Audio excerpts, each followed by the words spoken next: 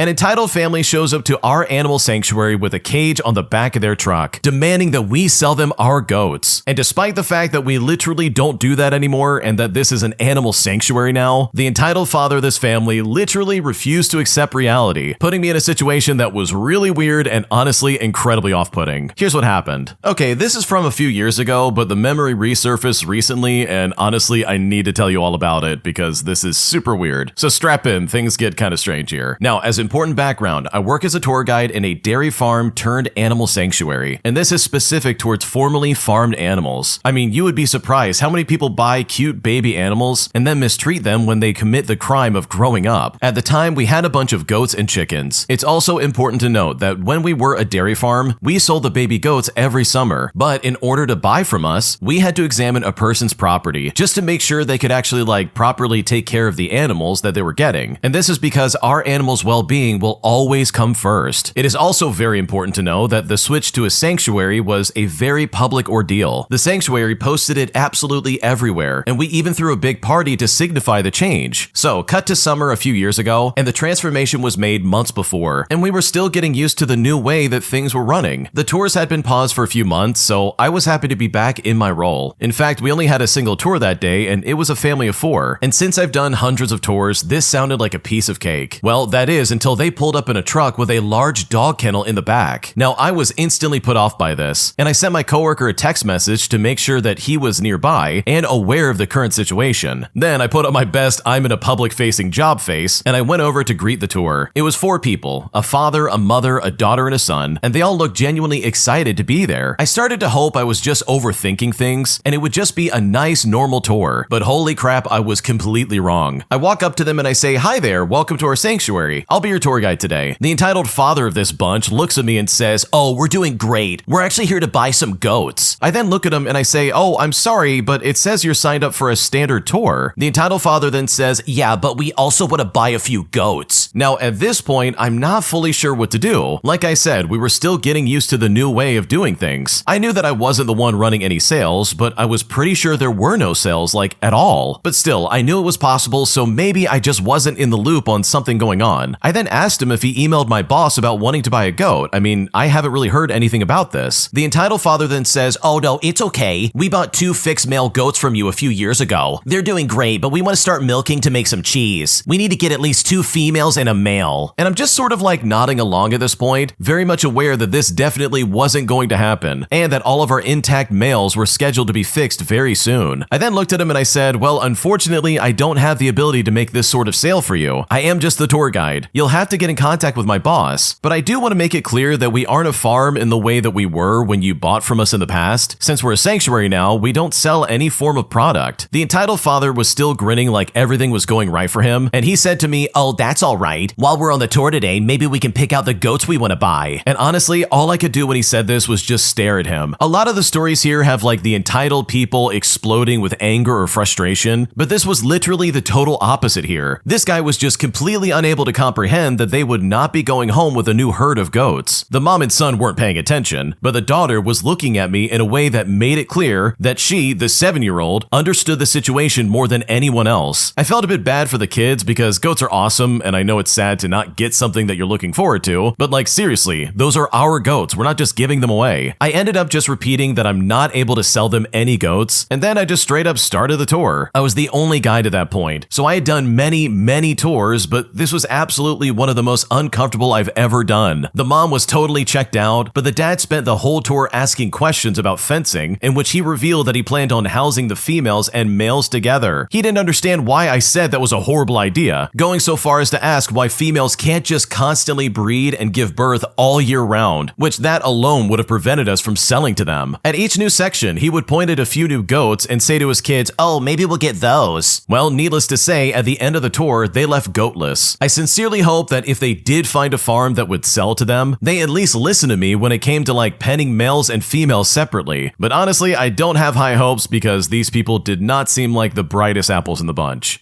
Yeah, I can't stand entitled people like this. The original poster literally explained to them, hey, you're not getting any goats today. And instead of like hearing this version of reality, the guy just goes, oh, that's okay, we'll just get some goats at the end of the tour. And it's like, dude, did you hear nothing that I just said? Like, what's going on right now? So yeah, this guy took the opposite route of being super entitled, where he didn't get like pissed off and angry or anything like that, but instead he tried to play this whole like, oh yeah, this is fine, we're gonna get what I want, and almost had like this delusional wishful thinking that, I don't know, maybe he thought you would give into, which after the way he was talking about the goats giving birth all year long, like, dude, no, you should absolutely not have any goats, and I just don't think you would be a good owner in the slightest. If you like Am I the Jerk, you're probably going to love Am I the Genius. Check it out, link down below in the description. Also, go to amithejerk.com/submit if you would like to submit your own stories. Am I the jerk for saying I'm going to sue my parents if they don't give me a share of the family land that I legally own? Because right now things are getting very difficult and I just don't know how else to handle this. Here's what's going on. Okay, so I'm a 22-year-old male, and according to my country's laws, I have a legal right to my family's ancestral property even when my parents are alive. And I'm a co-owner since birth. We have a piece of ancestral land besides the local temple. And a few years ago, the temple authorities started asking my dad to let them use the land during big events. My parents, being religious and not wanting to disappoint the temple priest, agreed to this. Now, my dad was legally required to take my consent before doing so, but he didn't do that. And by the way, I was a minor at the time. Slowly, the temple people started building shacks, wooden shelves, etc. in our land just to store things and started using it without asking. My parents aren't raising their voice as they don't need that land anyways, and in fact, they're happy it's being useful for religious purposes. But I'm not religious at all. I did my engineering and I want to pursue masters abroad, but that's extremely expensive. I wouldn't be able to collect funds myself, even if I work and save all of my income for 5 years, even though I certainly earn decent for my age. My parents won't pay, which is totally fair, and I really don't want them to take the risk on a huge education loan. I would end up repaying it throughout my late 20s and early 30s, and that also depends on if things go smoothly. I got aware of my inheritance right during my late teenage years, and unlike my dad, I have zero emotional attachment to that land. Well, I recently talked to dad about taking them out of our land and offering to build a boundary and a gate around it on my expense. And when I suggested this, he strongly declined that. My plan is to ultimately claim my part and sell it, and the large sum that I'll get would be enough to help me study abroad and even pay off my expenses. And that would be enough for me to settle my life as I work hard in my studies. It eventually resulted in a very heated argument between parents and me for literally like 2 hours straight. I waited for days and I brought the issue up again, and they aren't even ready to reclaim the land from the temple people, as it would be a shameful act in the community. But I don't care, as I never even consented to it in the past. Also, the longer they use our land, the harder it will get to evict them. I again waited for a week and I brought it up again, but still there was no change. So as a last resort, I told my parents to reclaim my part of the land, which is 50% of the total land, within 3 months, or else I will take legal help. And that would be a painful procedure for them, as a legal case within family is like a really taboo subject. They would get mentally defeated the moment a legal case starts. So am I the jerk here? My parents are saying they're crushed from both sides and I'm being extremely selfish. What should I do? Okay, I gotta be honest, this really does kind of suck for your parents, and it is kind of putting them in a weird situation. Like, I think there's gotta be some kind of like better solution than you giving them an ultimatum and saying, okay, either give up my portion of it or I'm gonna sue. Like, dude, you're essentially saying, hey, give up your land and like disrupt where you live, or else I'm gonna ruin your reputation and leave. Because guess what? The end result for either one of these situations is you leaving this area and going somewhere else. Meanwhile, they stay behind and deal with the ramifications of whatever you leave in your wake. And personally, I don't think that sounds very fair, so to that extent, I do think you're being a jerk right now. Am I the jerk for leaving my own anniversary dinner, all because my husband tricked me and turned our dinner into a divorce party for his sister, putting me in a situation that seriously has pissed me off? Here's what he did. Okay, I seriously feel like I'm losing my mind and my husband's family is making me out to be the bad guy here. So for a bit of context, my husband and I just hit our 5th wedding anniversary. We had this fancy dinner planned for months at a really nice restaurant downtown. It's the kind of place where you have to book way in advance and put down a non-refundable deposit. In fact, I actually paid the $300 deposit out of my own checking account as part of my gift to him. Now, for some quick background, his sister just finalized a really messy divorce last week, and I felt bad for her, like I really did. She's been staying at her mom's house and crying nonstop every day. Fast forward to the night of our dinner, and I got dressed up, I bought a new dress, and was feeling great. We then get to the restaurant, and the hostess walks us to the private dining area. I walk in expecting a romantic setup, but instead the room is decorated with next chapter balloons and his entire family sitting there. So yeah, he surprised me all right. He secretly gave our anniversary reservation to his family to celebrate his dinner's divorce and cheer her up. I pulled him out into the hallway and I asked what on earth was going on. He then whispered that his sister was super depressed and seeing us celebrate love and marriage on social media would break her. So he repurposed our night, without telling me, all while using the deposit I paid for. I told him that he was completely out of his mind if he thought I was staying for this. He then told me to just put a smile on, sit down, and not be selfish because his sister needs us right now. When he said this, I didn't yell, but instead I grabbed my purse and I walked right out the front door and I drove home. Then I just ended up going through a drive-thru for a burger in my expensive dress. And now, of course, I'm getting the weird text messages. My husband stayed at the dinner, enjoyed the party, and he simply won't answer my calls. But his mom and sister are texting me saying that I lack basic empathy and I ruined a healing night for his sister by throwing a tantrum. So am I the jerk for not just sucking it up and giving up our milestone anniversary just so that his sister could feel better? Because right now I don't know what else to do here. Okay, honestly, this is crazy to me because this is so unfair. If this had been like any other occasion where you didn't have to put down a $300 deposit, then sure, I could maybe kind of sorta understand why you would do that. Like I would still be pretty pissed off, but I would also be like, okay, I kinda get it, I guess. I'll play along and be nice and just kinda put up with it and go on from there. But this guy literally took the $300 that you spent on this place in the first place and said, no, we're gonna use this for my sister. Our anniversary can wait. And that is crazy, dude. There's no excuse for that. He burned your money up for something that you did not want. The second you put down that deposit, it should have been set in stone that this was just for the two of you, that this was meant to honor your marriage no matter what. So Frankensteining this into some kind of like, oh yeah, my sister's going through a messy breakup, we have to support her. It's like, dude, yeah, sure, maybe you have to support her, but I was expecting a good dinner between the two of us to celebrate our marriage. Because otherwise, what's the point of putting down that stupid deposit, dude? Like, I would be very pissed off at this. There's no way this is okay. So no, you're not the jerk. Your husband's an idiot for doing this, and he's completely out of his mind and spineless for letting this turn against you, because you did not want this and you absolutely are not at fault. Am I the jerk for taking back money my roommate owed me and telling her to handle the rent herself after she started to string me along when it came to paying me back? Here's what happened. So I recently moved to Mexico for work, and the first apartment they arranged for me was honestly a nightmare. Almost every night at around 3 in the morning, I would get woken up by loud music, neighbors, or even chickens outside. After about 4 months of barely sleeping, I finally decided I had to move. A coworker of mine suggested I share a room with another girl from work, and for the sake of the story, I'll call her Anna. She's younger than me and works as a cleaner where I work, and we found a house where the owner rents rooms to several women, and we agreed to share one. The rent for our room is about 8,000 pesos each, so 16,000 pesos in total. The owner also wanted a deposit equal to 1 month's rent, but I managed to negotiate paying it in installments of 2,000 pesos per month for 4 months. So for the first 4 months, the total payment for the room was like 20,000 pesos, 16,000 for rent, and 4,000 for deposit. Anna then told me that she couldn't afford the full deposit amount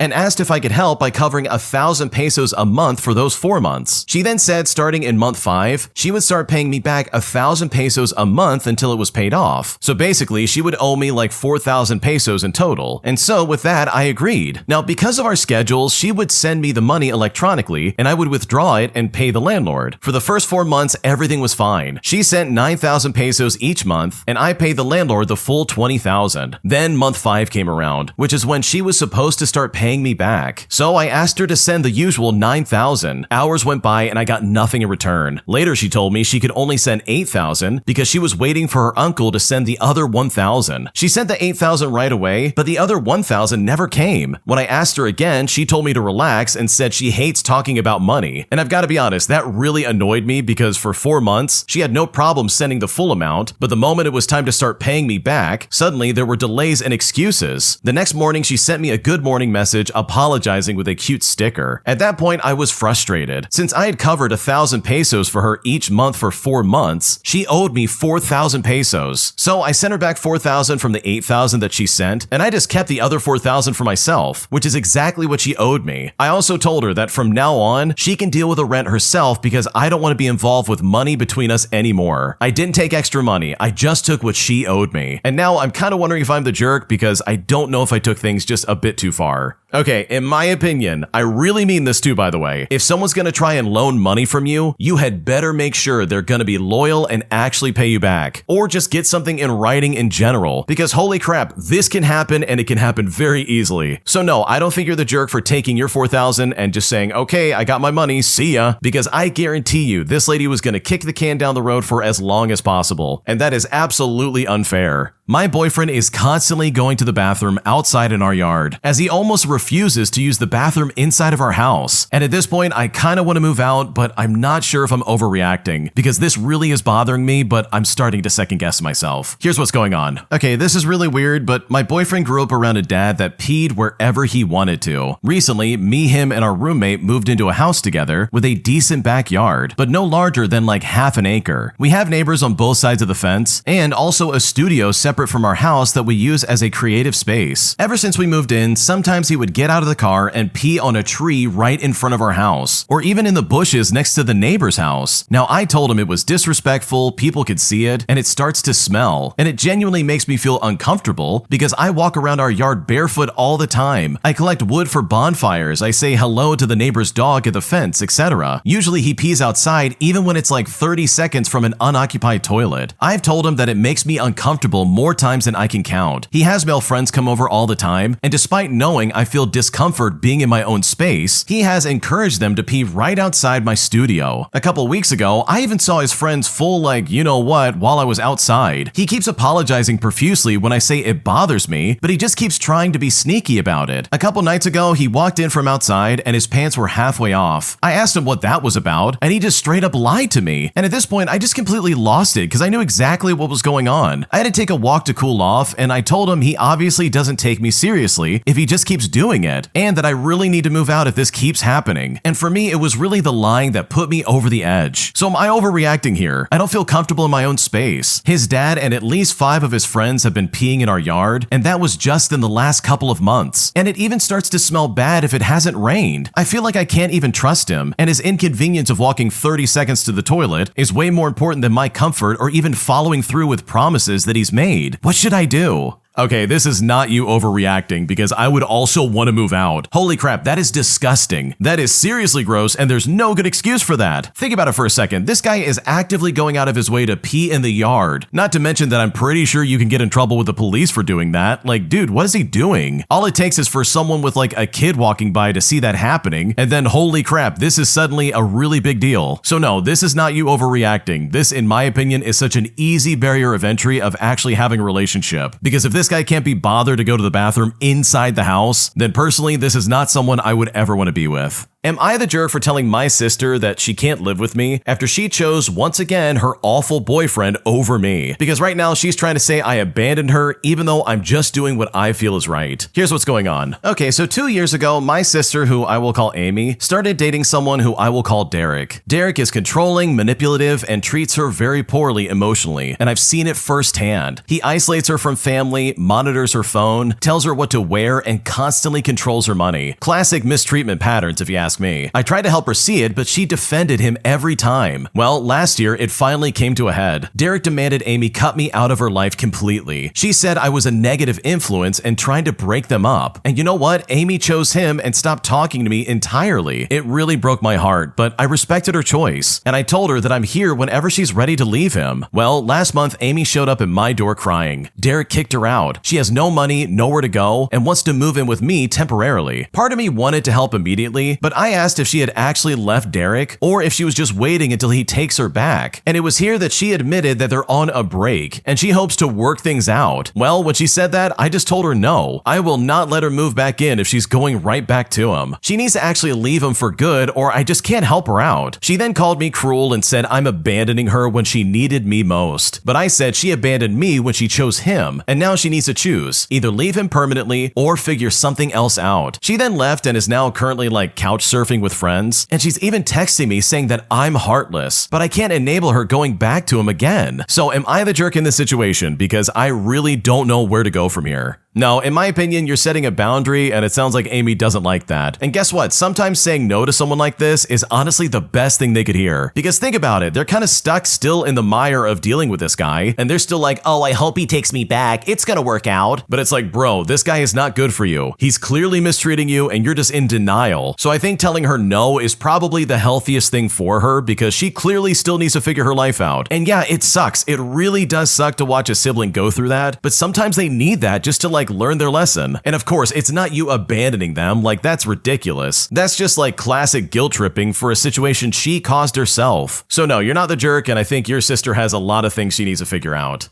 My boyfriend has been stealing money from my business for quite a while now, and after telling him to stop multiple times, I'm now at a point where I really want to tell his mom about it to try and get through to him, because right now I'm very frustrated and I simply don't know what to do. Here's what's going on. Okay, so I'm a 25-year-old female and I'm really struggling with something in my relationship with my boyfriend, and I feel like I have no one to talk to about it. Basically, to put it bluntly, he has been taking money from my small business without asking. The first time it happened, he told me he needed to move the money into his account for house expenses, but I later found out that he just spent it. I stayed quiet to keep the peace, and after about a month, he eventually put the money back. Now, before any of this, I suggested that he get a second job since we had been talking about buying a house, but he refused and said that he would never do that, so I just dropped it. Later, I invited him to help me with my business, which is making bouquets, and I even offered to split profits with him. Recently, though, I discovered that he had taken all the money, both his share and mine, without telling me, and when I confronted him, he got defensive, said he needed it for the house, and was rude about it. The only reason I ever noticed was because the numbers were not adding up. I had already asked him not to use the money without permission, but he brushed it off and laughed like it was not serious. And now he has done it more than once, and when I brought it up again, he showed no remorse and started giving me the silent treatment. What hurts the most is that if he had simply asked me, I would have lent him the money, but instead he is sneaky, dismissive, and makes me feel like I'm wrong for questioning him. I've not told anyone about this, not even my parents, because I feel embarrassed and ashamed, but part of me really wants to call his mom and explain what has been happening, hoping that she might talk some sense into him. The problem is that I know he will see it as me embarrassing him or just being disrespectful by involving her in what he would call a private matter. What should I do?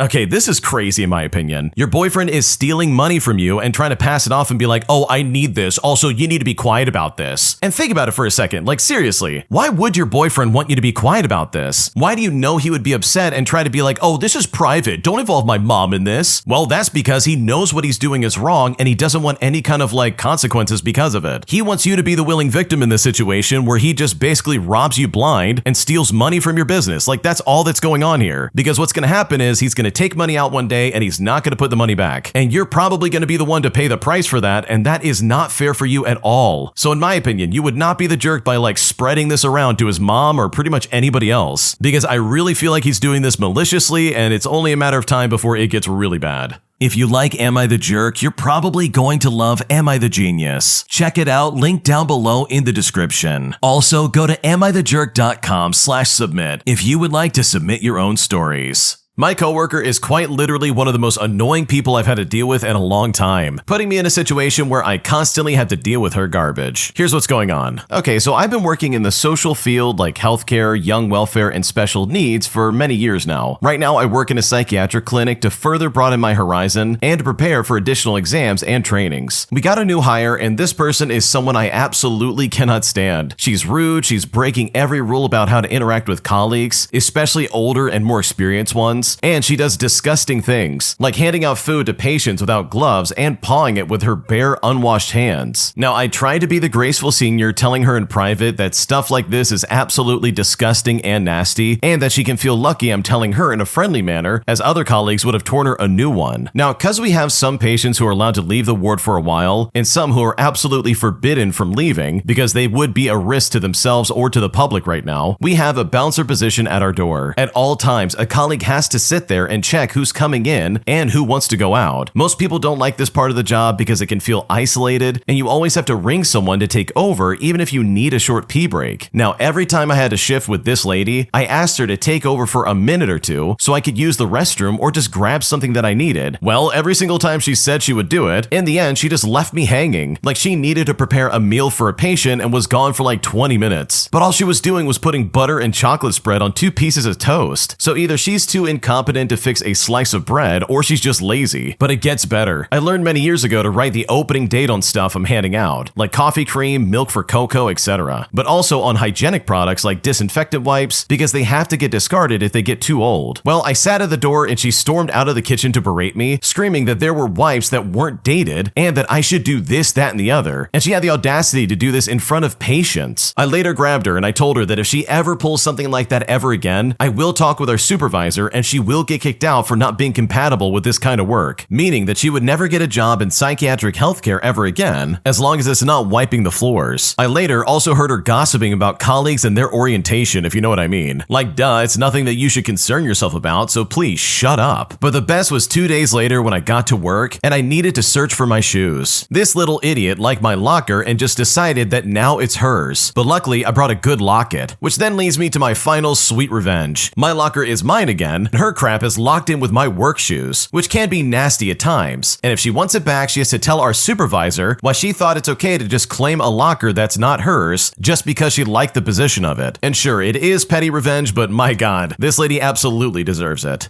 Man, I know exactly what you're talking about. Coworkers who act like this are so annoying, it's seriously just not even funny. You're trying to get along, you're trying to just do your job, and they're going out of their way to be annoying about it. So considering everything, I can completely understand why you're having problems with them because they sound incredibly obnoxious. Am I the jerk for kicking my brother-in-law out of his own house after he basically said he wanted to get a divorce from my sister? Because right now, after the fact, I'm being told that I made a mistake here, and I'm honestly just not sure what to do. Here's what's going on. Okay, so my sister and her husband got married almost a decade ago. Around 6 months ago, he had an affair with this coworker, which my sister found out about after going through his phone. When I got this news, I was furious and immediately told her to get a divorce. She has a stable job and no kids, but she decided that she could find it in her to forgive him, and they have been trying couples therapy for some months now. After my initial disappointment at her decision, I came to the conclusion that there's not much I can do to change her mind. And this is all going well until like a week ago when I got a call from her crying, telling me to come over as I live about 10 minutes or so away. When I came to her apartment, she told me that he had decided that he wanted a divorce and was not willing to be married to her. Fast forward 30 minutes and he knocked on the front door and I told him to get out and not come back for at least a week. He then told me that he doesn't have any other place to go to and I can't stop him since it's his house too, but I closed the door right in his face. I then left my sister's apartment on Monday because I had to work and I hadn't spoken to my sister since until about like 12 hours ago when she called me to say that they had decided against divorce and I should have not kicked him out of his house. This was immediately followed by a call from my mother telling me the exact same thing. I want to be there for my sister, but I have no desire to talk to her for at least a month. So am I the jerk here? Because honestly, I'm not sure if I made a mistake. Okay, in my opinion, I think you absolutely are the jerk. Why on earth are you getting involved in this, dude? You can't just show up to her house and be like, you have got to go. You can't come into the apartment you own. I'm sorry, but you need to leave. Come back in a week. Like, this is not some like sitcom or some kind of movie, dude. You can't do that to somebody. Like, in what universe can you somehow deny someone entrance into their own home? That's really dumb and not a smart idea in my opinion. So yeah, I think you're the jerk here. I think you should not have done that. And in the future, I would absolutely stay out of this crap because this does not sound like it's worth it even in the slightest. Am I the jerk for not letting my roommate pay less rent? All because I got a raise and my roommate found out about this. Because right now she's saying that I'm a jerk and that I'm being unreasonable, and at this point I just don't know what to do. Here's what's going on. Okay, so I live with a female roommate who is also in her 20s. We're friends from college and we have been living together for about a year now. We agreed from day one to split rent and bills 50-50. The apartment is pretty even in terms of space and amenities, so that felt fair for the both of us. I work in a field that pays decently, and recently I got a raise. I mentioned it in passing, I wasn't bragging or anything like that, but ever since then, my roommate has been acting a bit off. A week ago, she sat me down and said that she thinks I should pay more of the rent now, especially since I make more and I can afford it. And on top of that, she works in a lower paying job. I told her I understand that she might be having a harder time financially, but we agreed to a 50-50 split, and nothing about the apartment itself has changed. I'm not living in a bigger room or using more utilities. We both benefit equally. She then said I'm being unfair and selfish by not adjusting the split to reflect our different income levels, and now all of a sudden I'm a jerk. I pointed out that just because I make more doesn't mean that I don't have my own financial goals and responsibilities. I've got stuff like student loans, and I'm helping my family out, and I'm simply just trying to save money. I also feel like it's not right to be penalized for earning more. Like, what is going on? Especially when the agreement was clear from the start. She thinks I'm being cold and all about money, and I think she's being entitled and trying to guilt me into something that we never agreed to. Things have been really tense ever since then, but honestly, I need to know. Am I the jerk because this is such a dumb situation that I just don't know what to do?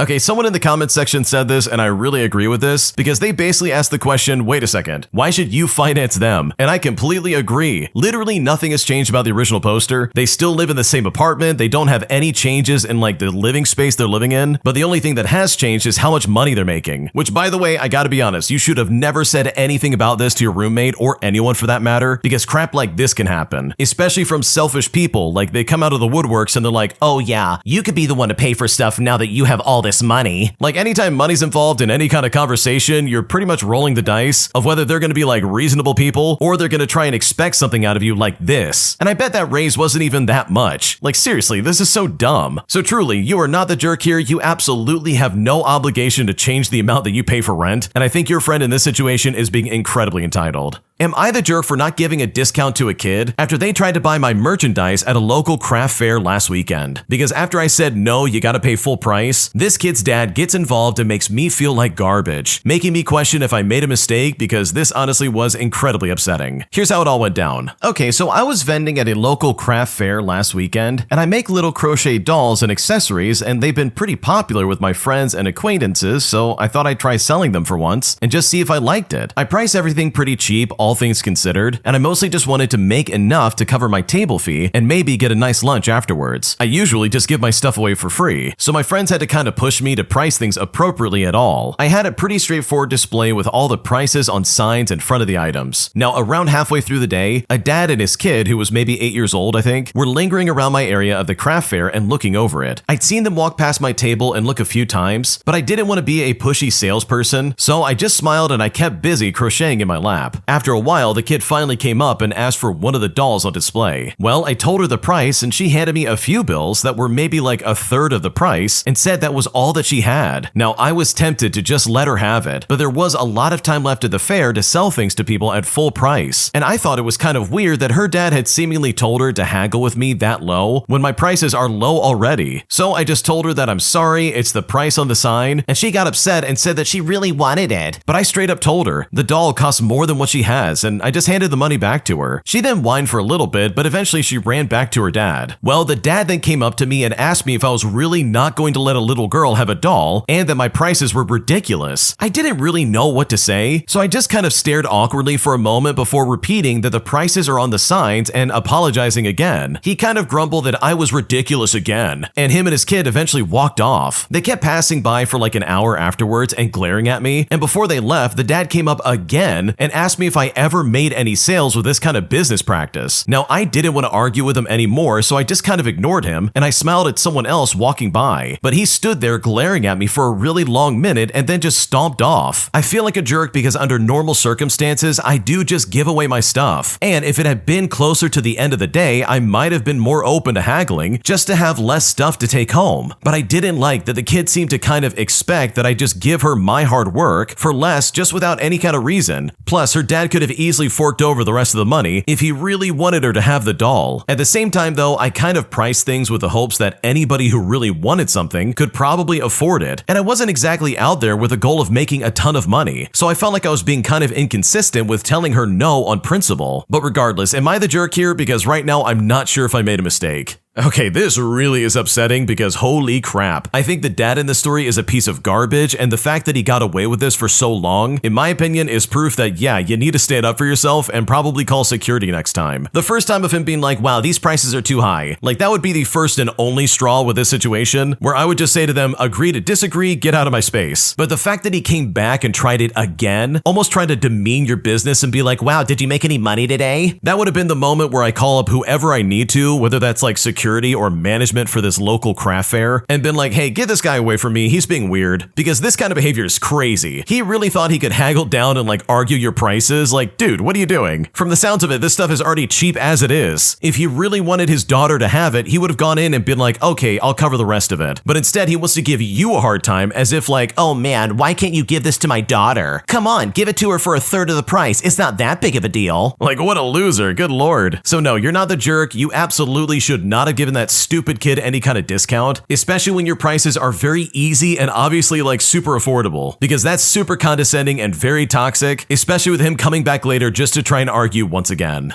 My mom has blamed me for her relationship falling apart, despite the fact that she was the one that made it all fall apart and I literally didn't do anything wrong. Because right now I'm honestly kind of hurt by this and I just don't know what to do. Here's what's going on. So I love my dad and he's the greatest person in the world, and I've only known him, like really gotten to know him for like a year of my life. The problem is that he's not my real dad. He's my mother's now ex-fiance, and she blames me for their relationship failing. We moved to his house last year in July of 2025, but the problem started back in October of 2024 when I called him dad for the first time. Now, dad and myself and every other reasonable person I've told recognizes what this really is about. It's not about protecting me at all, because there was never a threat in the first place. It's always been about jealousy. My mom has been extremely jealous ever since we started getting close from the start of October, but she was subtly controlling from the very beginning. It's been a year and she doesn't realize that the way she was acting is exactly what pushed him away. There was this occasion where I asked him to buy me a pen because mine had run out of ink, and she actually went nuts over that. Then there was a time that I helped him out with yard work without telling her, and again, she was infuriated. Every time we spend time together, like him taking me to go buy seeds and gardening tools at Walmart, or just us going out to get some ice cream, it's always a problem. And the crazy part is that she always wanted him to take care of me and be a father figure, but as soon as he starts acting in that role, it's always a problem. Yes, I understand she feels excluded, but the only reason she started to be excluded is because she showed that ugly part of her character. And this didn't happen overnight. It was very gradual, these events occurring over months at a time. When we brought my dog home in March of 2025, she even started getting jealous of the attention that he gave to the dog. A lot of really crazy stuff happened this summer, but in short, I don't live with him or her any longer, and my absence has taken a toll on both my dad and my dog, and now they both hate her for it. After the dust settled, she tried to convince me that he was really just a bad guy and trying to exploit me. Now, I can recognize when someone is a bad person in the way that she was trying to describe, if you know what I mean. And I know what it is because I've had this kind of thing happen to me before, unfortunately. And when it happens, my brothers are always the first to know, and they're always the ones to resolve the problem and protect me. My dad has never been anything but kind and understanding. He's never made me uncomfortable, and he always knocked before entering my room, and most of the time, he didn't even want to be in my room. When she couldn't convince me that he was some kind of creepy person, she switched it up and said that it was my fault because I was so disrespectful or whatever. Like, it really seems like she was just pulling it straight out of her butt. I'm going to get away from her as fast as I possibly can because this entire scenario is incredibly annoying, and I'm just not sure what to do. Yeah, your mom absolutely is a control freak. Like, the original poster kind of clarifies that, because holy crap, this is so weird. Like, from the sounds of it, she couldn't stand the fact that you were getting any kind of attention. Here you are, her 17-year-old daughter, trying to, like, I don't know, connect with her fiance, and she's like, oh, I can't have that. That is not okay. But it's like, dude, why not? Like, what's the problem here? Nothing wrong is happening, and the guy doesn't sound like a bad person. So for your mom to fly off the handle like that just seems really weird in my opinion. So hopefully this gets resolved in some way, and I'm so sorry that things kind of fell apart for you, because from the sounds of it, this guy was really nice, and it sounds like your mom just completely ruined that. My sister-in-law flipped out at me, all because I didn't serve her kids some food at a family event, saying that I was being cold and making her feel unwelcome, all because I didn't step up and take care of her kid. And now I feel really hurt and I just don't know what to do. Here's how it all went down. Okay, so last weekend during a casual family lunch at my place, I had invited my in-laws over for nothing really fancy, but just some homemade pasta, some garlic bread, and some salad. Everyone was serving themselves buffet style from the kitchen counter, and I'd made sure everything was kid-friendly as well, since my sister sister-in-law, let's call her Marie, was bringing her 7-year-old son. When they arrived, we said our hellos and everyone headed over to grab their plates. I helped my toddler first, then started serving myself while chatting with my mother-in-law. Now, Marie was on her phone and her son was just standing near her, looking kind of lost, but I figured that she would help him once she noticed. About 10 minutes later, everyone's at the table eating, and her kid is still wandering around without a plate. I then quietly asked Marie if he needed help, and that's when she snapped at me and said that I should have served him like everyone else. Well, I told her that I assumed that she would want to fix his plate, since I didn't know what he liked or how much he would like to eat, but she rolled her eyes and got up in a huff and loudly said something like, "Oh, I guess it's just too much to expect some basic help." Well, when Marie said that, it made everything super awkward. I felt bad, but also kind of irritated. It wasn't like I ignored her kid, I genuinely just thought that she had it covered. I also don't feel great about being scolded like that in front of everyone when I was just trying to host and feed a group of 8. Later on, my husband told me that Marie texted him saying that I was cold and made her feel unwelcome, but he said not to take it personally. Now, I like Marie, but I don't think I was being rude or neglectful. So seriously, was I overreacting for feeling annoyed and a bit hurt by this? Because I'm not sure if I'm in the wrong and I just don't know what to do.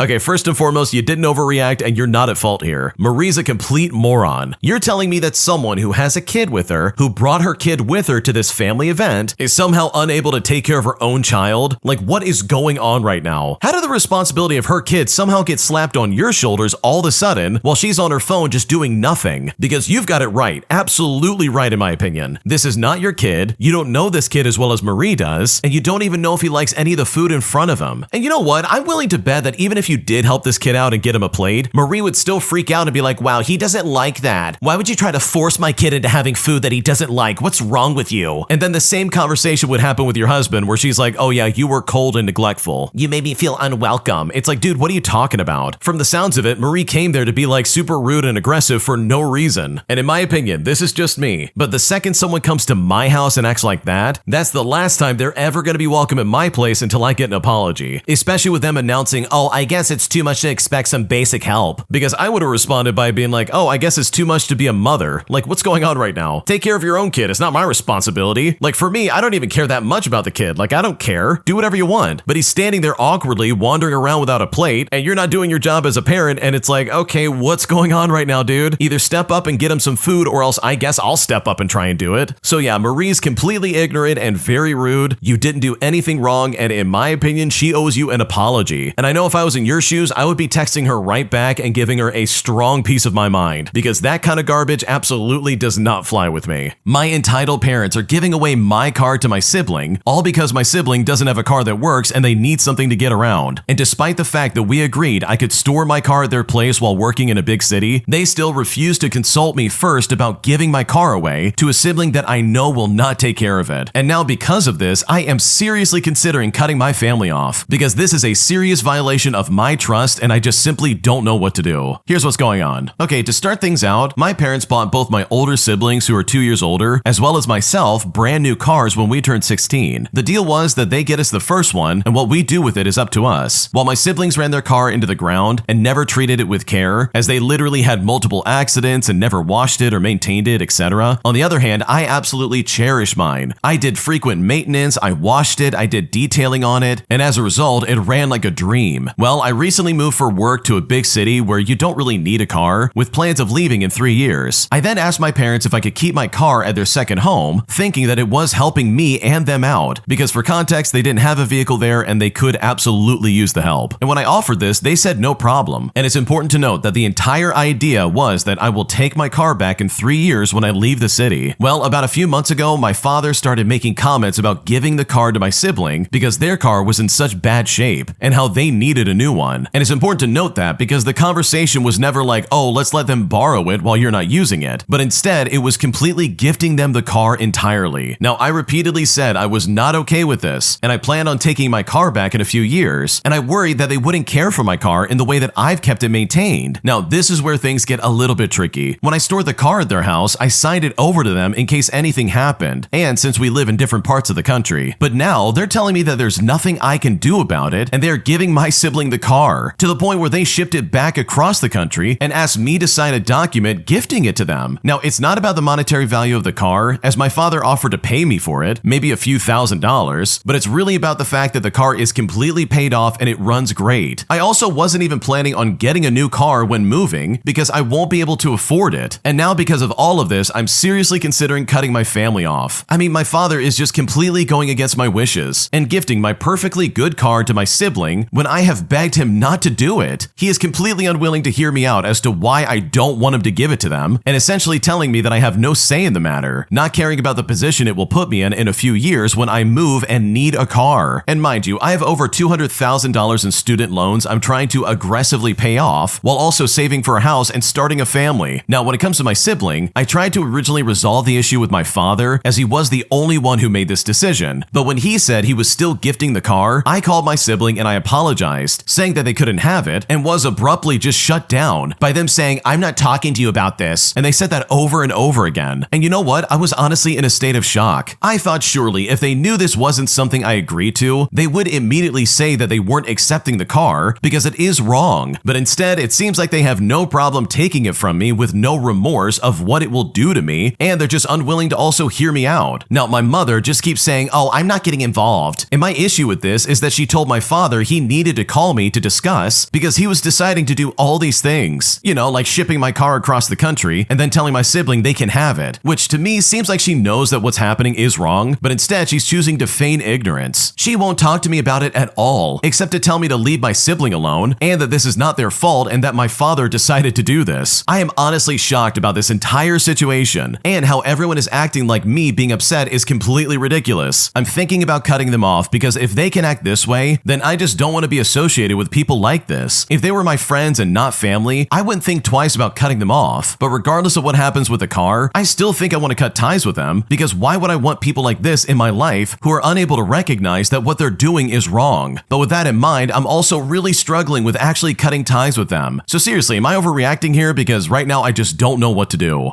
Okay, holy crap, I completely understand where the original poster is coming from here, because this would be infuriating. First and foremost, I don't think you ever should have signed that car over to them. Like, honestly, I think that was a huge mistake, and that probably gave them leverage to be like, "Oh yeah, we're gonna give this car away, and there's nothing you can do about it." Because essentially, in 3 years, they're putting you in a spot where you're not gonna have a vehicle to get around in. Like, I'm sorry, if the other sibling wants to have a car, then maybe take care of the one you do have, instead of just waiting for you to, like, not be available, and then take your car. Because the original poster's right here. They've put a lot of time into taking care of this car, they've maintained it, they've washed it, they've done detailing on it, and now suddenly the dad's like, "Oh, this car's in good shape. Let me send it off to your sibling who won't take care of it." Because yeah, that's exactly what's gonna happen here. They are probably going to drive it into the ground, and that is not fair for you at all. Like, truly, that is not okay in my opinion. Now, it's hard to say whether or not you should cut them off. Like, I don't know your family like you do, obviously, and I don't think anybody in the comments section of this video is gonna have any idea the nuance that you guys go through. But based on your reasons alone, I can understand where you're coming from. And I think maybe you're just a little too close to this to have any kind of like outside perspective. So in my mind, maybe taking a step back and having some room to breathe would really do you good, because this is obviously like right in front of your face and it's very triggering and it's very difficult. But I just don't think now's the time to make any kind of like rash decision. Like for me, and this is just my opinion, I would try to get this resolved first and then go back to them and be like, "Look, this has got to stop." And then based on that interaction, we can make some kind of decision about whether or not you want to be around them. But I think doing it in the heat of the moment is just not a good idea. So no, you're not overreacting. Like, your anger is completely justified. Please do not misunderstand me. But I really think that making any kind of like rash decision right now would be a terrible move, because there really is a chance this might get resolved, and I would just hate to like eliminate that possibility in the future. If you like Am I the Jerk, you're probably going to love Am I the Genius. Check it out, link down below in the description. Also, go to amithejerk.com/submit if you would like to submit your own stories. Am I the jerk for refusing to let my fiance's best friend move in with us after my husband volunteered our home without even asking me first? Because right now I'm still kind of pissed off about this and I just don't know what to do. Here's what's going on. Okay, so my husband's best friend just broke up with his longtime girlfriend and needs a place to stay. And my sweet husband immediately offered our place without asking me first. He said his friend, who we will call Chris, could crash in our guest room just for a few months until he got back on his feet. And when he said this, I was quite taken aback. I mean, the dude is just having an emotional breakdown. Why house him for months at a time? Now, I do like Chris, he is fine, but he also is very messy. He leaves dishes everywhere, he never cleans up, and when we've hung out in the past, he's always borrowing stuff without asking. Like, the dude just takes things like he owns them. I know if he moves in, I'll end up being the one dealing with the mess because my husband is way more laid back. I told my husband that I wasn't comfortable turning our new home into a bachelor pad right after moving in together. And yes, we just built it and we are newlyweds. Now, back to the story. I said that Chris could stay for a couple of weekends if he really needs to, but not months at a time. My husband then got frustrated and said that I was being selfish and that if it was him, he would never leave any of my friends hanging. But now this whole thing has turned into a bigger fight. Some of my friends agreed with me and understood that we're just starting out our lives together and we need space to bond without interference, but some of his friends and even my brother said that I should be more understanding because in life we have to render help to those in need. I mean, I get where they're coming from, but how does a relationship breakup break down a man? My husband is still angry with me, but seriously, am I the jerk here? Because right now I don't know what to do.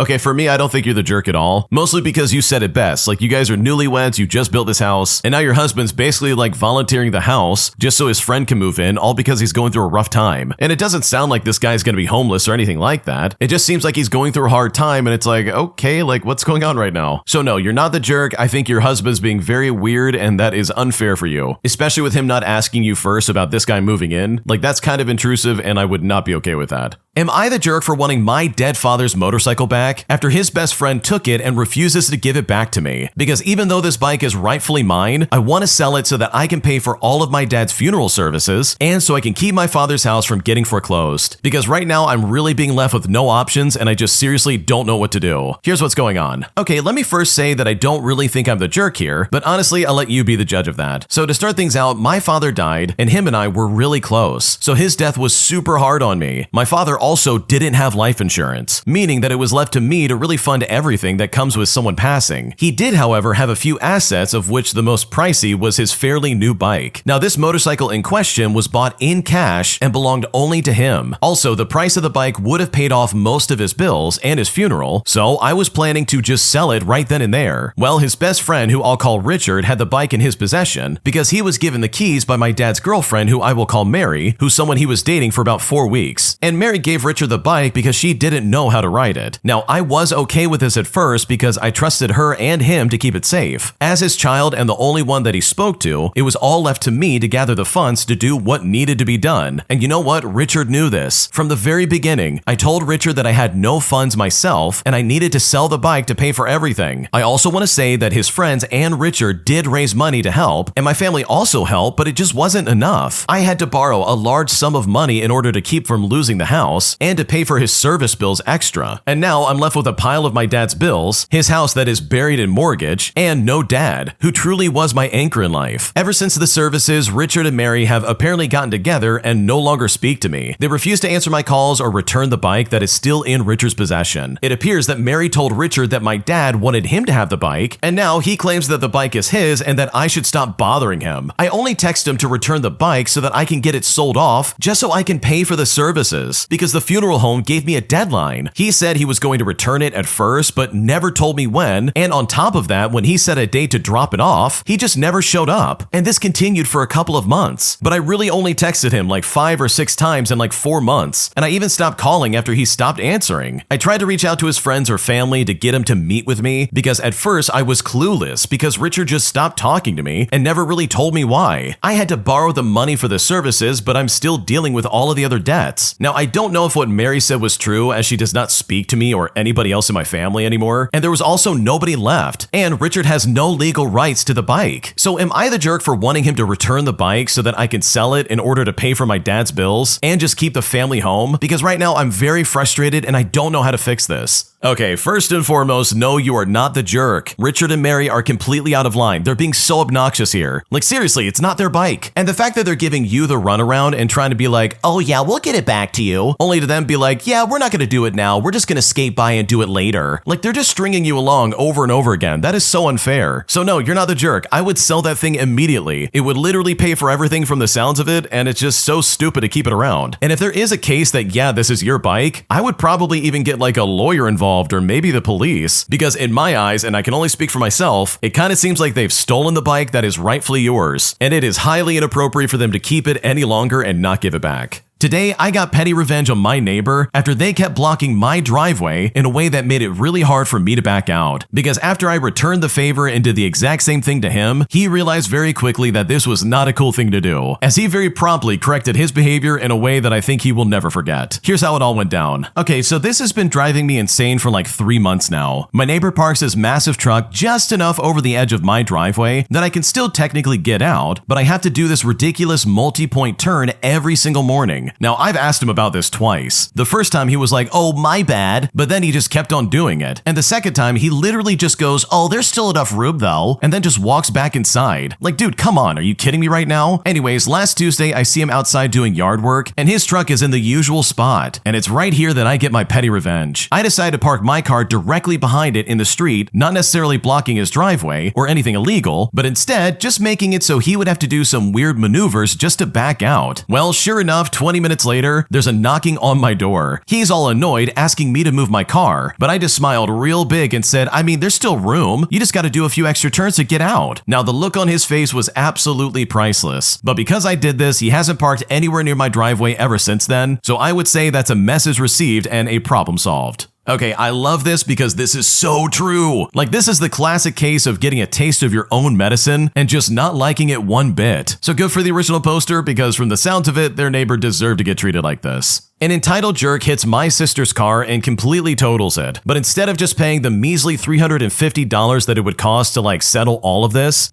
genius decides to go to court instead, resulting in them not only losing the case, but also having to pay a couple $1,000s more that I'm sure they were not expecting. Here's how it happened. Okay, so this happened back in the day in 2006, and it's right about this time that my big sister had just started driving on her own. Now, my parents did as what most parents would do at the time, where they bought her the biggest pile of crap car they could possibly find. It was relatively reliable, but it was a gold Geo Metro from the 80s. It was a beater, rusty, dented, and dinged, and it was very ugly, and importantly for this story, one of the mirrors was duct taped on. One afternoon in the fading light, she was driving to our local Pizza Hut to pick up her paycheck, and on that fateful day, as the sun was going down, someone in a big black Suburban type vehicle backed into her front driver's side pretty hard. So hard, in fact, that the car was completely totaled, but luckily my sister was fine. Now, both parties had insurance, and they called the police to take an official report, and my parents started to hunt for a new car. Well, some time passes and they get a letter from the Suburban's insurance agency asking for our insurance to cover the cost of the damage done to the Suburban. The Suburban driver was alleging that my sister had been speeding through the parking lot and was therefore at fault. Well, this was news to my parents, so they grilled my sister, who swore up and down and sideways that she was not speeding, and actually that she was just going much slower than normal because as the sun was setting, it was hitting the windshield in such a way that really made visibility difficult. In fact, after some digging, they found in the police report, the sheriff's deputy had noted that the mirror that was duct taped on fell straight down. So not only had my sister not been speeding, but she was very nearly or completely stopped at the time of the incident. Well, my parents' insurance sent a letter back stating that my sister had not been at fault for the incident, and they were willing to accept the total. I mean, they had paid for the car several months earlier, which was a paltry sum of like $350. Well, the lady who hit my sister responded back that she would not be paying for anything, as she was very confident that she was not at fault, and even told my parents that they would just have to take her to small claims court. Well, when my parents heard that, they responded by being like, okay, go for it, and did exactly that. In order to get all the paperwork in line for a small claims court, they had to take this crappy little Geo Metro to an auto body shop and get an estimate for how much it would cost to replace the panels that this lady had completely totaled. Well, a car that old was difficult to find parts for, and so they were unable to find anything to replace the panels and the door. So they gave her a quote for how much it would be to repair those panels, as well as replace the tire and suspension bits that she literally messed up by backing into it, and that totaled out to about $4,000. Now, just before court, they did attempt to go to mediation with her, just in some kind of attempt to get her to pay $350 that they had initially bought the car for, but unfortunately, or fortunately, depending on how you look at it, she was still convinced that she was not at fault. Well, long story short, my parents were awarded the full $4,000, and it was determined that the lady did not check behind her thoroughly enough before backing out of the parking spot. And that, my friends, is how my parents made over $3,000 on a $300 car. Dude, imagine being so stupid that you're like, oh, we're going to court over this. $350 is unfair. I'm not going to pay that at all. I'm going to prove that she was speeding. But it's like, dude, clearly she was not speeding, and clearly you're the one at fault. You were obviously not watching where you were going, and this absolutely falls on your shoulders. So good for your parents for following through with this. I'm sure they had a field day after this, especially because of the fact that they literally made money off of this, which is something I'm sure they never expected.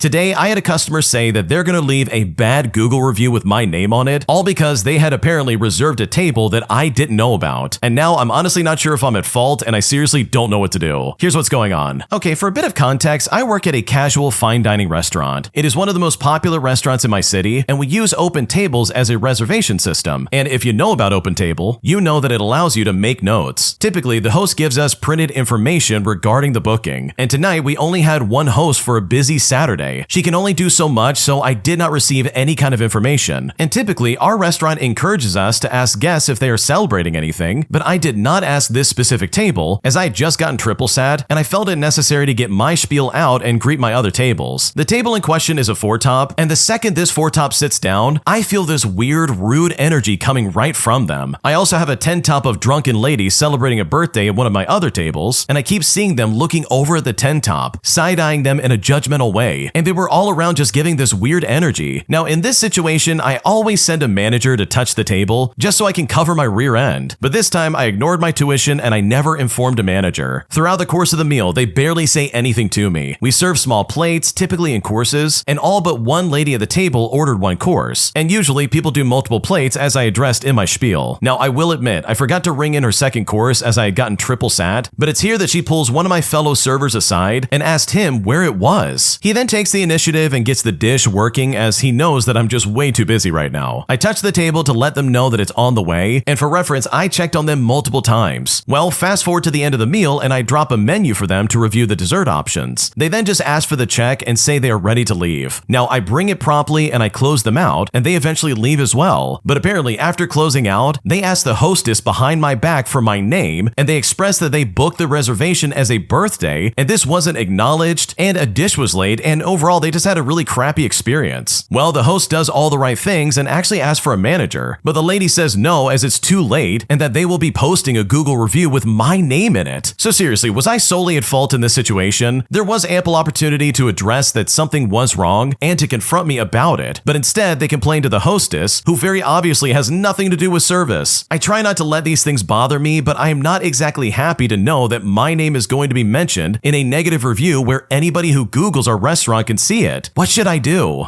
Okay, this is absolutely not your fault in my opinion, and if anything, this falls on the customer. Seriously, who goes to a restaurant and then just sits there and doesn't say anything about reserving a table? Why wait until the end of it just to then be like, oh, we're gonna post a bad review, just you wait. Like, was that their plan the entire time? Sit there and be like, oh, let's see if they forget. Oh my god, I wonder if they're gonna forget about a reservation. When like in reality, she could have been like, hey, actually, I think we have a reserved table, could you look into that? And then just like that, it would have been fixed. But instead, they decided to take the petty route and be like, oh, we're gonna complain now. Like, they didn't want this fixed or resolved in any kind of way. They just wanted to make you look bad in the process, and that is so messed up. So no, I don't think you're at fault at all, because minor mistakes absolutely happen all the time in whatever job you're doing. And the fact that the customers stayed quiet about all of this, in my opinion, is their fault and not yours. My entitled neighbors who I share a house with turned their upstairs portion into an Airbnb party house, putting me and my wife in a position where we literally could not get any sleep, as there would be a party going on at all hours of the night, regardless of the day. But after dealing with this for so long, I decided to get some petty revenge by not only shutting off the breaker to the house, but also deflating the tires of any guest that would come over and stay the night, eventually leading to the Airbnb receiving bad reviews all before we moved out. Here's what happened. Okay, I want to start off by saying that this is something I actually did 6 years ago. For starters, my wife and I used to live in the basement apartment of a 2-story house, and the upstairs neighbors decided to rent out his upstairs apartment floor to Airbnb guests during the week as a party rental. And when I I say party rental, I'm talking like 8 to 20 people would rent this place out, and there was no off limits to when this could happen. It could be Monday to Thursday, Wednesday to Saturday, or just the weekend, and honestly, it was really stressful for my wife and I because I had started a new job and she was still getting her master's degree. The landlord was a friend of the upstairs neighbor and was totally okay with it, and at first it was kind of tame, but then it got out of hand, especially when there were parties of at least like 16 people upstairs. Now, I tried reasoning with the upstairs neighbor, but nothing ever worked out. So what I decided to do was to mess with the Airbnb guests themselves to ruin their weekend, and I did it in 3 ways. For starters, I would kick them off the Wi-Fi router. I would just log in as an admin on the router and then look for new devices and then just kick them off. It was kind of funny because I could hear people upstairs complain that they had no internet, so I truly got a lot of satisfaction out of that one. Secondly, I would deflate their tires and make it look like there was something wrong with their car. Now, what I would do is go out in the parking lot out back at night, remove the tire caps off one of the 2 tires per car, and insert a small pebble into the cap, and then put it back on the valve stem, depress the plunger on the valve stem so it would leak very slowly over time. And then the next morning, the tires would be deflated, and the guests' morning or day plans would be completely ruined, as they would have to take the time to inflate their tires all over again. And on one occasion, someone called AAA just to have someone come out with a tire inflator. But the third thing I did is by far my favorite thing I ever did to any of the guests. And what I did was mess with the circuit breakers upstairs. All the circuit breakers were in the garage, that, by the way, I had easy access to from the basement apartment, and conveniently enough, the breaker panel was labeled with which room for which breaker. So if there's a party going on directly above my head where my wife and I were trying to sleep on a weeknight, I would go to the breaker panel and just switch the breaker off. And if it got too loud and it kept getting rowdy, I would just shut off the living room and dining room breakers and leave them off for like 20 minutes and then just flip them back on again. And if I was really sick of it, I would just turn off the breakers for the night and the one in the kitchen, and that would literally cause the fridge to shut down. And I'm pretty sure on more than one occasion, the food would really go bad in the fridge. Now, some of you might be thinking that's mean to take it out on the guests and not the guy upstairs who's hosting the Airbnb, and I think that's true, but this has been going on for so long, and I'd lost so many nights of sleep due to the partying upstairs that I just didn't really care. The Airbnb did start getting bad reviews for non-functional Wi-Fi and electricity problems, which really made it all completely worth it. In the end, we only could endure about 3 months of this crap before my wife and I found a much better apartment. Dude, I love this so much. I wish I had the guts to do something like this because I've had some crappy neighbors and dude, this would have been so nice to do. Like, I can understand you trying to like kick people off the Wi-Fi, like that is inherently like not that bad if you think about it, but to actually deflate someone's tires and shut off the breaker to basically ruin their food in the fridge, like holy crap, that is a brave decision to make. That's a pretty bold decision in my opinion, and I just don't think I have the guts to even come close to doing something like that. But regardless, I'm a big fan of what you did and I think it's absolutely hilarious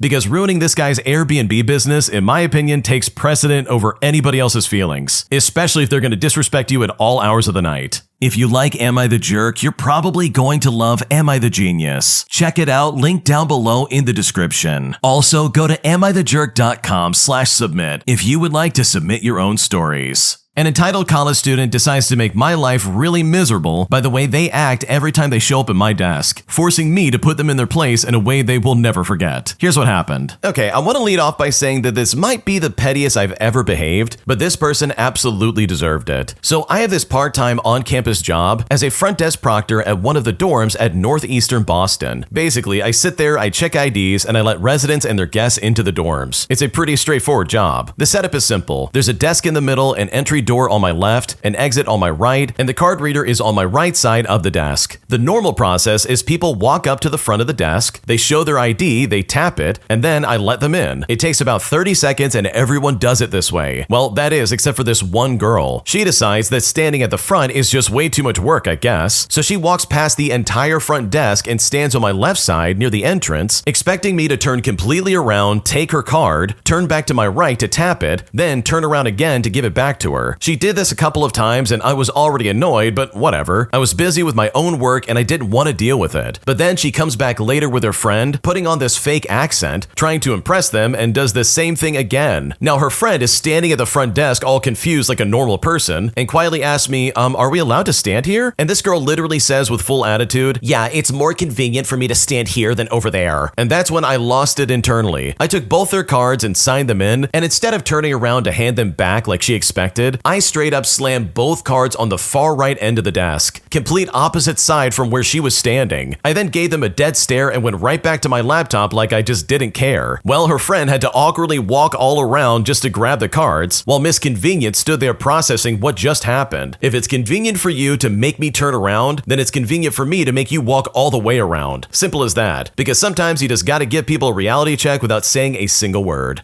Okay, I love this so much because holy crap, setting healthy boundaries works. Someone in the comment section said that and I couldn't agree more. Someone also asked the question I was thinking of, which is basically, okay, well, did this stop any of this behavior? Like, did she start standing on the correct side of the desk when she's coming into the dorms? And the original poster actually confirmed that yes, this corrected the behavior. So this is a complete success in my opinion. Like, this is amazing. This is absolutely the way it should be, and I just love that this worked out. Because every now and then, people like this absolutely need to be put in their place. My entitled boomer coworker let a customer leave our store without paying for their items, and despite the fact that I literally explained to her exactly what went wrong, she refused to listen to me until the very last second, allowing them to walk out with items they didn't pay for, which is something that absolutely could have been prevented. Here's how it all went down. Okay, so this week, my boomer coworker was not paying any attention while cashiering. The customer put in their card into the card reader incorrectly, and the card reader did not read it at all. The customer then grabbed their bag and just walked out, and as they were walking out, I told my coworker that their payment hadn't gone through. She didn't believe me and pointed to the screen, saying that they had paid, but it was pretty obvious that they didn't. I mean, if they had done so, the transaction would have been approved and the "does the customer want a receipt" option would have popped up. I then told her again that their payment didn't go through because they put their card in wrong, and I just pointed to the screen. She thought I was talking about the next customers that just walked up and said, "Oh, of course their payment didn't go through. They're new, they just got here." And I'm thinking to myself, are you kidding me right now? I told her to look at the screen to show her that the register was still in bank card payment mode, and their card did in fact not go through. She then finally understood what had happened and walked out to the parking lot to find the customer, but they were literally long gone. She let the customer get away without paying, and they basically got a bunch of stuff for free because of her. Now you might be wondering how she didn't notice, but this cashier spends most of her time reorganizing, and that's what she was doing when the customer was paying, and I honestly hope she gets fired for that. I've got to be honest, I simply can't stand her. She makes absolutely no sense. When a customer asks for balloons, she'll pull the balloons out and start folding them and put them right back, and then start cleaning instead of getting the balloons filled up. She also talks way too much, and once she starts talking, she stops scanning items, and she's always the one doing the most. A customer will purchase a card and she will ask them how they want it back. She'll ask them, "Oh, do you want it in a bag? Do you need one bag and place that other bag in another bag? Do you even need a bag? I mean, who's the card for?" And then she'll just rattle on and on about this person's business. But other times, she would just rather sit in the bathroom watching videos than cashiering. When she is scanning items, she treats it like a project and has to figure out which items should go with each other instead of just putting them in the bag. I'm honestly so exhausted dealing with her, and I really hope I don't have to deal with her any longer. Okay, I want to start off by saying that I completely relate with pretty much all the things you're describing here because this does sound incredibly annoying. But for me, the fact that she literally let people run out the store with items after they definitely didn't pay and refused to listen to you when you were trying to train her, like that for me is like absolutely grounds for being fired, which means I'm right there with the original poster. Having someone like that running the cashier is not a good idea, and in my opinion, they absolutely have to go because this is unacceptable. My entitled friend literally chews my ear off every single day about her problems, but after dealing with her mistreatment for so long, I eventually put my foot down and decided enough was enough, resulting in me blocking her simply because she was becoming so toxic. Here's how it all went down. Okay, I want to start off by saying that I have a 16-year-old friend who I've known for about 4 years when I lived in Canada. We're both 16 years old now, and I moved back to Korea about 2 years ago, so I haven't really seen her ever since then. As time went by, we kind of ran out of things to talk about, and these days I've been really busy studying because I'm preparing to take Korea's university entrance exam, so I don't have much time to contact her. Even though I've been busy, I still think about her a lot. Whenever studying gets hard, I remind myself that I want to see her again someday, and that just really gives me strength. But she really started having issues with me. She told me I was lying about studying and just pretending to study while actually playing games instead. And that really hurt me because I was working hard just for her. I'm trying to improve myself for both her and me, so hearing things like, "Oh, you don't even study," or even her her asking why I'm lying about studying made me so angry. I mean, how could she say that to someone who's genuinely studying for their future? On top of that, she talks to me like she's trying to teach me or like prove me wrong all the time. Whenever I say something slightly off, she literally asks AI if I'm wrong and then mocks me about it. And that made me lose so much respect for her. But then there was this catfish incident. I rarely post selfies, maybe like once or twice a month on Instagram stories, but one day she saw my photo and called me a catfish, saying that I look totally different in real life. Now, I was furious when she said that, but I just held it in, and I chose not to respond even though I saw the message. She also got mad at me for not posting selfies on Snapchat anymore. I used to post my face for the Snapchat streak, but lately I just send random pictures like my wall or my figurines or some drawings, because I don't feel like taking selfies every single day. Then she got angry and said, well, why don't you post your face anymore? You're pretty, why not show it? And it's like, what? Whether I post my selfie or not is my choice. It's not something to get mad about. And honestly, she just treats me like her emotional trash can. Whenever she fights with her boyfriend, her parents, or friends, she dumps everything on me. I can listen sometimes, of course, but it became way too much. She always wanted me to take her side and agree with her, even when she was clearly wrong. She would say things like, right, I'm not wrong, right? And basically force me to say yes. But people have limits, and she never even seems to notice that. She dumps all her problems on me almost every single day, and I always have to comfort and calm her down every single time when she tells me her problems. If I didn't answer her calls, she would say I was avoiding her or being a bad friend. But when we did talk, it would last for like up to 5 hours sometimes. I barely had time for myself or my studies because of that. And when I said that I needed to hang up, she would say something like, oh, 20 more minutes, and then just drag it out even further. And I'm not even kidding, sometimes it would even last 10 hours. And if I ever tried to set up a boundary, she would give me an attitude to make me feel bad for it. One time, I told her I couldn't talk because my teeth were hurting, and for reference, I'm currently wearing Invisalign, but I hadn't worn it for like 4 days and my teeth were really sore. I just said to her, hey, I can't talk today, my teeth hurt so much. But instead of showing any kind of sympathy, she just immediately started talking about herself. She said to me, oh, I had 2 wisdom teeth removed once, and I just got 8 needles into my jawbone, and I haven't been able to eat properly because they broke my teeth with a drill and they pulled them out. And then she went on and on about how she went through surgery and how painful her experience was, and it felt like my pain just didn't even matter. Well, after a while, I started listening to her less, and it's not because I didn't care, but because I was just emotionally drained. But then something happened. She sent an Instagram reel about advertise bait to one of her friends, and that friend said it looked fake. She then started teasing that friend, saying things like, oh, you're wrong, you don't know anything, which is the same way she treated me before. So I said very gently, I kind of thought the same thing too. I mean, it does kind of look like a bait ad. But suddenly when I said that, she got really mad. She said to me, why are you taking her side? You never take mine. Well, fine, I won't take your side either. Well, recently she started bad-mouthing that same friend again, and I just couldn't take it anymore. So I said to her, you know in life people lose friends and make new ones, right? You just have to learn from it and move on. I don't think I can help with this anymore, so please stop talking to me about her. But she said to me, okay, I get it. If you ever have anything hard going on, I won't listen to you at all. But the very next day, my hamster, who I really loved, got very sick. She had some really bad things going on, and after surgery, she developed sepsis. Basically, she was dying. Well, when I told my friend about that, she said to me, oh, you wasted your money on surgery. And at this point, I was absolutely furious. I yelled at her, are you insane? Why would you say something like that about my one and only pet? Basically, a member of my family. I was crying at this point because my hamster was dying, and she just replied by saying, just buy another hamster. I mean, it's a freaking hamster. Come on. But I couldn't believe that this is how she was talking to me. I asked why she'd say something so cruel, and she said to me, well, you didn't take my side before either. Remember when you said that's just how life goes? I'm saying the same thing now. And you know what? That was it for me. I blocked her and I ended our friendship. But even after that, she never apologized. I told her, hey, whatever you're going through and what I'm going through are not the same. When someone loses a life, even a small one, what you should do is comfort them and not mock them. But even still, she blamed it all on me. So now I'm just left wondering, was it really my fault for not listening to her problems all the time? I mean, I know it's normal to listen to a friend sometimes, but constantly hearing about someone else's personal struggles and private issues until I'm completely drained is honestly super exhausting. What should I do?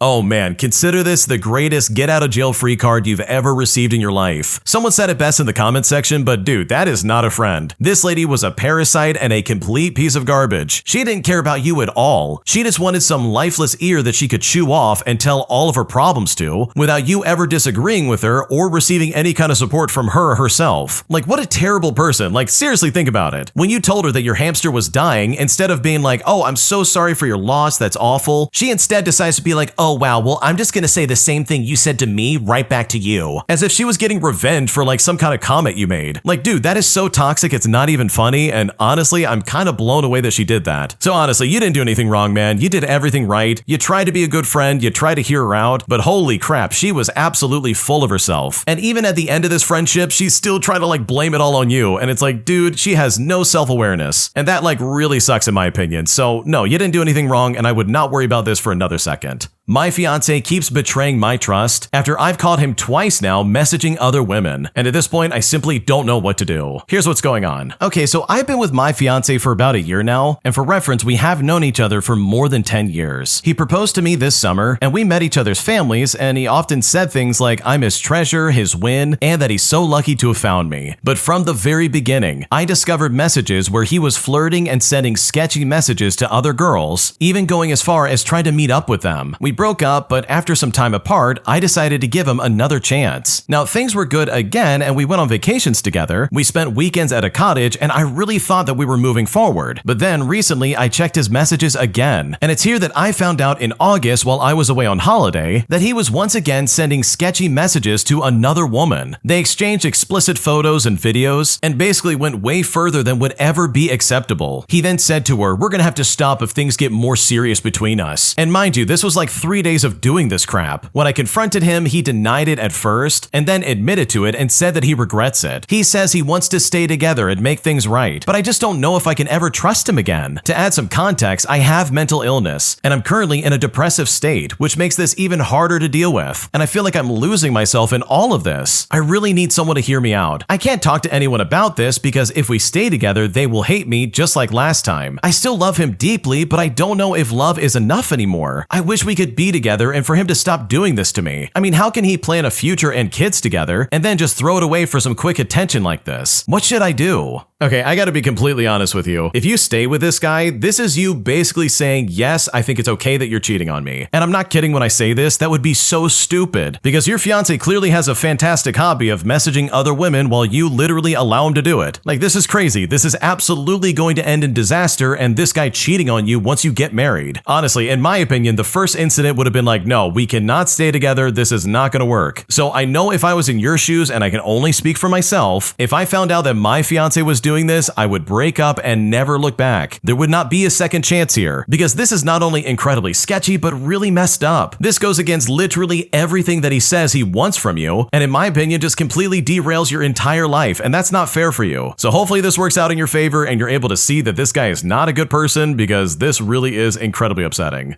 Am I the jerk for telling my friend to get a job and to pay me back after he literally has had nothing going on for over a year and a half? Because right now he is really pissed off at me, and at this point I just don't know what to do. Here's what's going on. Okay, for a bit of context, about a year and a half ago in July of 2024, my gaming friend group and I decided to do our first big meetup. For context, there are 6 of us in total, all of us guys around the same age, and this is our first time meeting in person. We decided that the place to meet would be in the city where 2 of us currently live. 2 people drove in, one south of us in the same state and the other in the state next door, while the other 2 flew in from other states. We have all known each other for about 10 years, and we have grown close over this time. And the friend in question here is someone I will call Chris for the sake of the story, who flew in from Texas. I met Chris back in the day playing Destiny on the PlayStation 4 through people at the time. We clicked almost instantly and have been very close friends ever since then. While growing up, we talked about our family hardships, our childhood traumas, relationship problems, our struggles, etc. So we've really knocked down quite a few barriers in and of itself. Now, when it came time for this big friend meetup, Chris was having a hard time getting a plane ticket because he had just been fired from his job and he didn't really have any money. So he asked me to spot him, and I gladly obliged because I didn't want him to miss something like this. So I paid for his $400 ticket, and we all met up and stayed at my place for a week. Now, since people had travel expenses and had taken time off of work, and since everyone in the group is employed except for Chris, I paid for things like the groceries, some outings such as dinner, and an amusement park. But at times when we were trying to split the check, I covered Chris's end every single time because he didn't have the money once again. After the meetup was all over and we were saying our goodbyes, Chris told me that he would pay me back all the money that I covered for him. I said that he didn't have to worry about the dinner expenses or anything like that, especially while he was here. But what I did say is that I just need him to pay me back for the plane ticket when he can, and that there's no rush in getting it done. Well, fast forward to now, and Chris has yet to pay me back the plane ticket, and he has yet to get a job for over a year and a half. And this is all since the meetup. Last night I asked him about getting a job and paying me back, and he said that he can't find a job. He puts in like 300 applications and gets like 0 responses. He relies on his mom's car and has no money to Uber to a job, so I told him that he needs to straight up get his stuff together. I care about Chris and his well-being, so I gave him some tough love and I told him that he can't be living like this and that he needs to get out there and do what it takes to get a job. But every time I gave some kind of solution, he would say to me, "How am I supposed to do that with no car and no money?" All while continuously yelling at me. I don't even care about the money that he owes me, but it sort of sucks that I went so far out of my way for him and he can't step up the plate for himself. So honestly, am I the jerk here because I really just don't know what to do? No, you're definitely not the jerk because honestly, this shows that you're a good friend. It shows that you care about Chris and you want him to improve his life. If I had a friend who just didn't say anything and was like, "Oh, whatever, do whatever you want," that would be a big indication to me of like, oh wow, this guy doesn't actually care about my well-being. And the fact that you're able to give him tough love, even if he doesn't like it, in my opinion, is a good sign that you're a good friend. So no, you're not the jerk, and in my opinion, I think Chris absolutely needs to get his life together because currently he's got like nothing going on, and that is not fair for him or anybody else. My fiance broke off our wedding literally the day before, as she literally told me all of this the day before after she had flown from North America over to Europe to get married. But now I am completely devastated, as I've not only paid for the entire wedding venue and pretty much everything associated with the wedding in general, but now my fiance has run off and is refusing to respond to me. And at this point, I simply don't know what to do. Here's what's going on. I'm a 37-year-old male and I was supposed to get married this Friday to my fiance, who is a 34-year-old female. We were together for 2 years in a long-distance relationship, but we met every 3 months. We are both from different countries, and she flew here for the wedding, but everything fell apart within a few days. She arrived on Monday, and that same morning, I lost my job, and I told her not to tell anyone about it. I later found out that she told her friend about it when he arrived the next day, and I felt betrayed because I asked her to keep that private. Well, after her friend arrived, things started changing. My fiance started acting distant, saying that she felt uncertain about the wedding, and that we should postpone it. And this was shocking. We were literally days away. Everything was paid for, the guests were invited, and my family was excited. I told her postponing wasn't practical, and that we could fix whatever issues we had together. I said I loved her deeply and was even willing to go to therapy after the wedding as she wished, but that postponing a day before wasn't going to solve anything. During those 2 days, we had multiple arguments, and at one point, she and her friend left my apartment unlocked while my minor sister was still sleeping inside, which really upset me and my family. When I confronted her, she apologized to me, but didn't directly apologize to my family, and that really hurt, but even then, I still decided to move past it. I took her on a walk, I tried to comfort her, and I told her that we will get through this. We then hugged and had dinner with my family, and I thought we had resolved things. But the next day, she told me again that she couldn't go through with the wedding. I then told her that if she couldn't marry me now, that I didn't see a point in postponing, that maybe it was better to end it altogether. I said that if she didn't want to marry me on Saturday, then there was no reason to stay in the relationship. Then I got angry and I told her that she needs to pay the wedding expenses. I then took my fiance to my mother, and my mother, who is old, weak, and has kidney issues, found out the wedding was off. She then had a minor heart attack from the stress and ended up in the hospital. My fiance and her friend were also in the room when it happened. My sister got angry and told them to leave, and they packed their things and left my apartment without saying a word. And ever since then, my fiance hasn't contacted me at all. I messaged her later to let her know that my mom was in the hospital, and she only replied the next day by saying, "I wish her good health," and nothing else. She hasn't read or replied to any of my messages for 2 days, and her phone seems to be on Do Not Disturb. I tried calling, texting her, and I even reached out to her siblings on social media, but I got no response. I even called the police welfare check line here, and they told me she probably was safe and just needed space. I understand she might be overwhelmed, but I can't believe she just left like that. We were supposed to start our lives together. I feel heartbroken, confused, and angry. I also feel like her friend's presence made things way worse, because before he arrived, she was calm, but afterwards, she became distant and almost fixated on postponing, and I just can't shake the feeling that he influenced her decision in some way. I don't even care about the engagement ring financially. I just want it back because it symbolizes what I was ready to give her. I then asked her to return it and help share the wedding expenses since everything was already paid for. I don't want revenge, I just want closure, or at least to understand why she did this. Well, it's been 2 days since she left and I'm still in shock. I can't eat or sleep. I keep thinking that she'll reach out, but I still get nothing. So I really need to know, why would someone end things so abruptly after 2 years and right before the wedding? Is there any chance she might come back to try and make amends? And how do I even begin to heal from something like this? What should I do?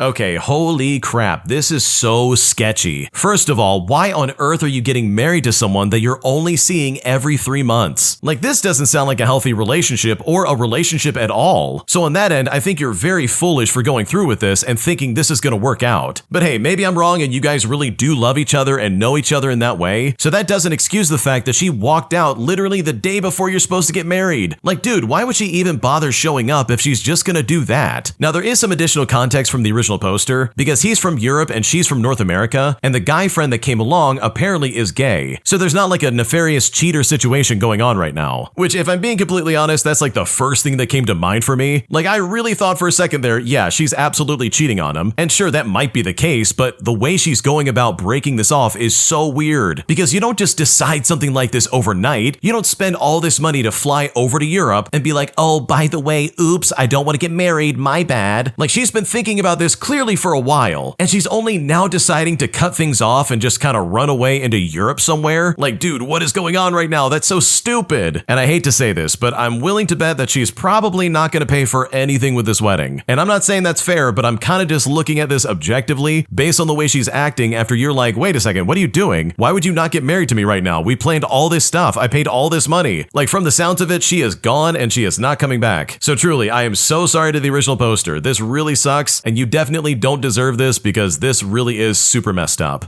If you like Am I the Jerk, you're probably going to love Am I the Genius. Check it out, link down below in the description. Also, go to amithejerk.com/submit if you would like to submit your own stories. Today, I messed up by realizing that I'm not a wimp when it comes to spicy food, but instead, I'm actually just allergic, resulting in me finally having an epiphany after 29 years. Here's what happened. So I'm a 29-year-old guy from a Mexican family where if a food doesn't make you sweat, it's not a real meal. I've always been the odd one out. My tolerance for spice is basically zero, and I've accepted my role as the family lightweight. Now, my thing has always been salsa verde. Every single time I ate it, my lips would get puffy and tingly. It wasn't like scary swollen, but it was noticeable.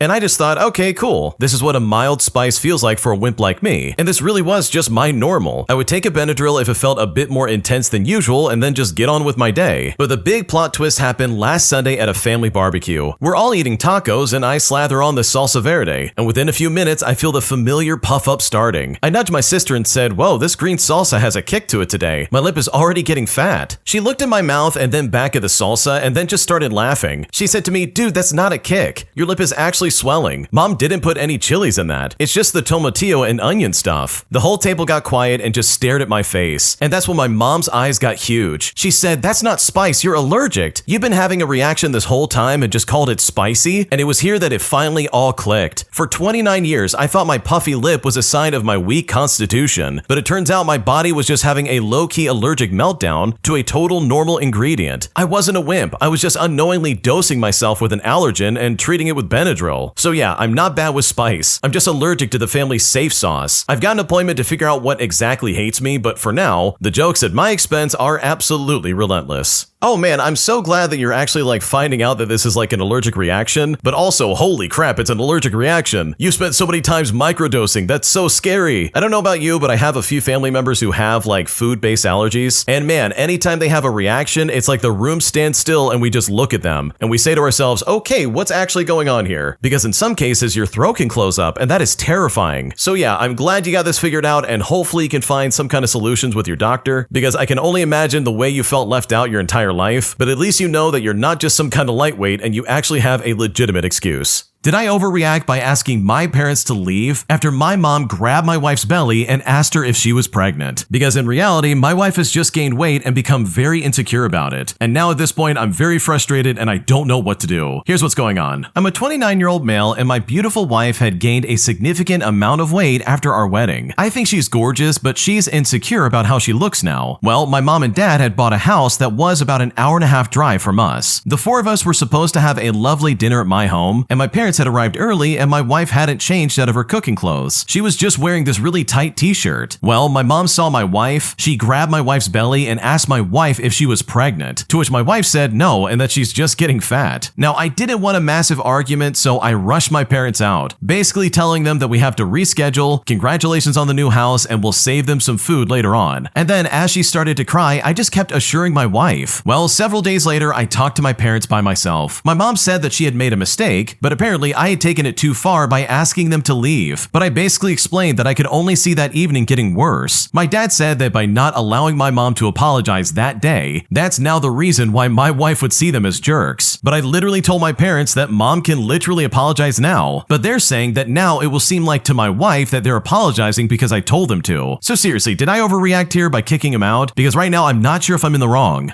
Okay, holy crap, what in the world is going on here? Who in their right mind would go up to a woman, grab her stomach and be like, oh my god, are you pregnant? Like, dude, what are you doing? You've got to be out of your mind. Like, you've got to be so incredibly socially ignorant that you don't see that's a bad idea. Like, really? There's already a stigma, at least in American society, about being overweight and somehow equating that to you not being attractive, which is just not the case, man. So for your mom to go up and be like, oh my god, who's pregnant? Without any kind of evidence of like, yeah, she's pregnant and that's why she has like a bit of a belly, that is crazy, and that is like the biggest social taboo you could possibly do in that moment. And obviously you know that your wife is insecure about this, so if I was in your shoes, I would have done the same thing. I would have told them to leave and said, okay, we got to do this another time, and then comforted my wife because she started crying. There's no excuse for that kind of behavior. And by the way, yeah, they absolutely can still apologize. And it's not because you asked them to. Like, come on, let's grow up. So no, you did not overreact by asking them to leave, because I probably would have done the same thing. Am I the jerk for telling a kid to shut up on the plane after I spend way too long listening to him scream and cry over the dumbest things? Here's what happened. Okay, so today I went on holiday with my wife. We sat at our designated seats, and in front of us there were 3 kids with their mothers sitting parallel to them. Now, 2 of the slightly older kids, maybe 12 years old, were very well behaved, but the youngest, who was like 9 years old, was such a spoiled little monster, shouting and screaming if he would not get what he wanted, not listening to his mother to stay quiet, or in his seat for taking off. He was pressing on the seat in front of him with his legs, and so on and so forth. Now, I was quite irritated and appalled by such bad behavior, and I just looked at my wife with my eyes in disbelief, since the mother tried to keep him under control. The flight took off and he got his iPad and watched cartoons. I had my headphones on and fell asleep, but as the plane landed quite far on the landing strip, we had quite a while to wait. The kid then started screaming and shouting for this and that, throwing a tantrum, and you know what? At this point, I just had enough. I sat up a little bit, I looked at him, and I said, hey kid, you need to shut up. Well, the kid stopped, said nothing, and the mom just said, oh, he's just a kid, like twice. But seriously, if you can't control your kid to the point that I hear him through noise-canceling headphones, then yeah, it's a bit too much. In my opinion, I did everybody a favor. Even his siblings were tired of him, with his brother saying, I mean, he is not wrong, but not exactly right, which I found to be a bit funny. Also, the boy that I told to shut up sat on his seat facing me and stared at me for a while in defiance, I suppose. And I doubt I created trauma or anything like that. So seriously, am I the jerk for telling that kid to be quiet? Because in my eyes, I didn't do anything wrong.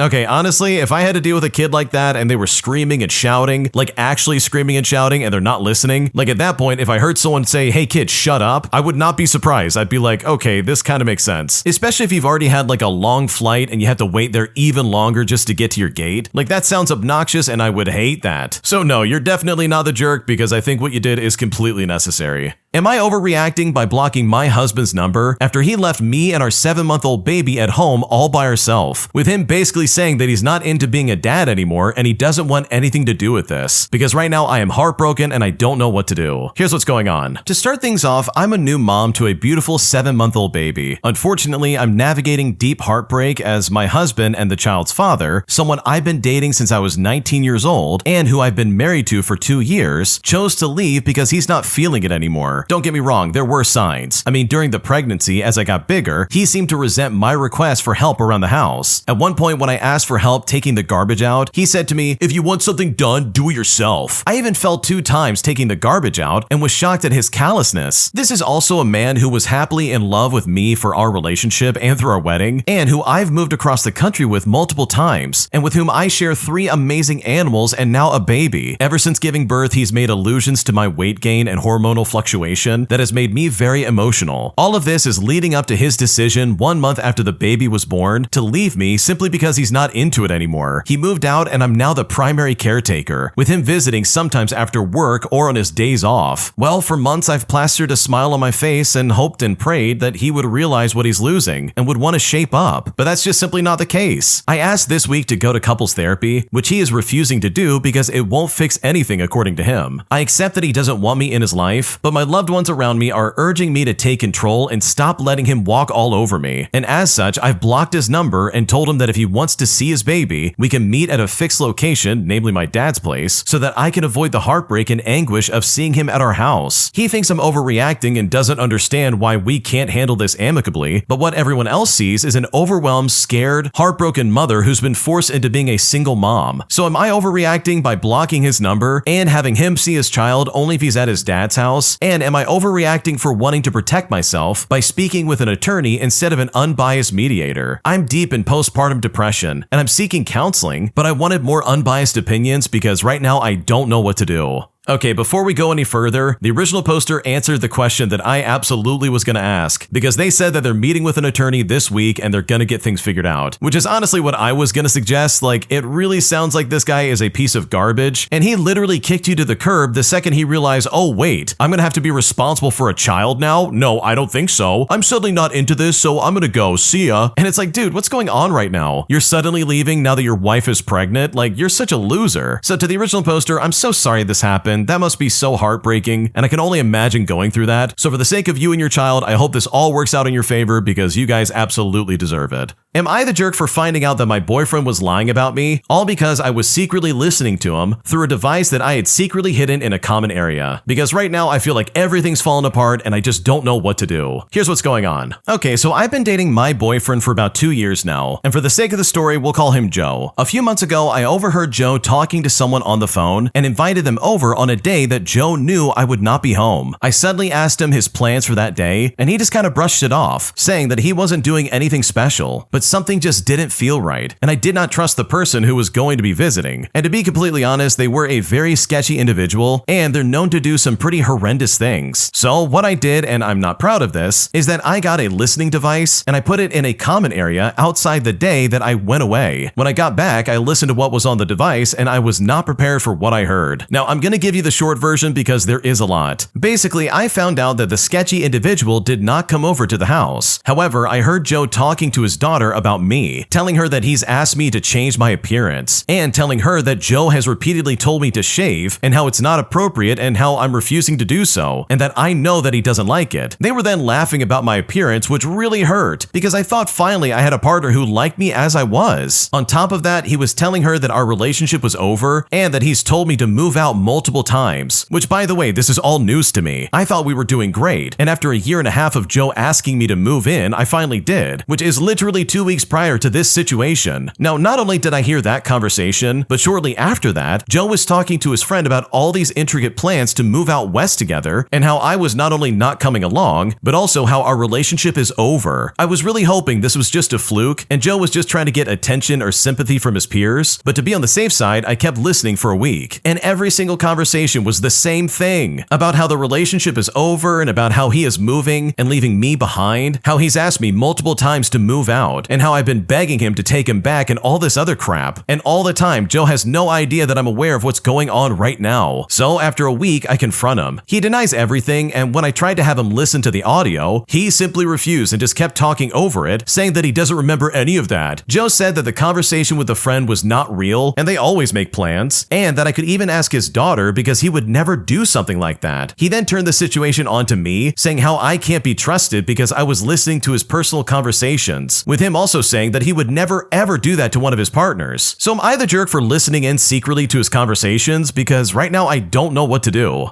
Oh man, this sucks pretty much across the board. Your boyfriend is kind of a piece of garbage for being like, oh yeah, I'm gonna leave her. She's gotta go. I've begged her to leave and she's begging me to stick around. Oh, and by the way, there's a detail here that I missed. Her boyfriend is 58 years old and the original poster is 32. Like, holy crap, that is a jump in age. Like, what's going on right now? None of my business, but just something to point out. But regardless, you now know exactly how your boyfriend feels about you, whether you like it or not. And that really sucks because you did this in a way that is really unethical. So his reaction and being like, wow, I can't believe you actually did that. That, in my opinion, is completely justified. Like, I'm sorry, you kind of did this to yourself. So across the board, I think everyone in this story sucks, both the original poster and her boyfriend, because now it really seems like things are just about to catch on fire, and it's only going to get worse with time, and I just don't see this working out. Am I the jerk for telling my fat friend to stop talking about getting in shape and actually just do it for once, as he literally just waffles about and wastes my time anytime I try to help him out? Here's what's going on. Okay, for a bit of background information about myself, I am in good physical shape. I diet, I meal prep, and I'm pretty much your average gym bro. But my friend, on the other hand, is medically obese and a gamer. Every couple of months, he'll go on about how he wants to change his life. He wants to get in shape, he wants to start dieting, as well as be consistent in the gym. Then he'll ask me for the same advice I gave him countless times, complain about his lifestyle and why he's fat, and ultimately he'll ask me to start taking him to the gym. He'll then go like one time and then just start flaking out and not go ever again. And then he'll randomly start complaining that I never take him. Then after that, he'll give up and repeat the process again. And I literally cannot tell you how many times I've made workout programs for him, from pep talks all the way to meal prep suggestions and directions. And at this point, I'm sick of it. I told him this time something along the lines of, hey, stop asking me for help. You never take my advice and blame your circumstances on your past. He then went on and told our other friend in front of me, saying, hey, can I go to the gym with you because the original poster doesn't want to take me and help me out? I then went on to tell him that he has no self-control and no accountability, that he literally is blaming all of his mess-ups on other people. And then I told him that if he wants to do it, he needs to do it. Like, stop just talking about it your entire life and instead actually do something productive. So honestly, with all things considered, am I the jerk for the way I handled this? Because right now I don't know what to do.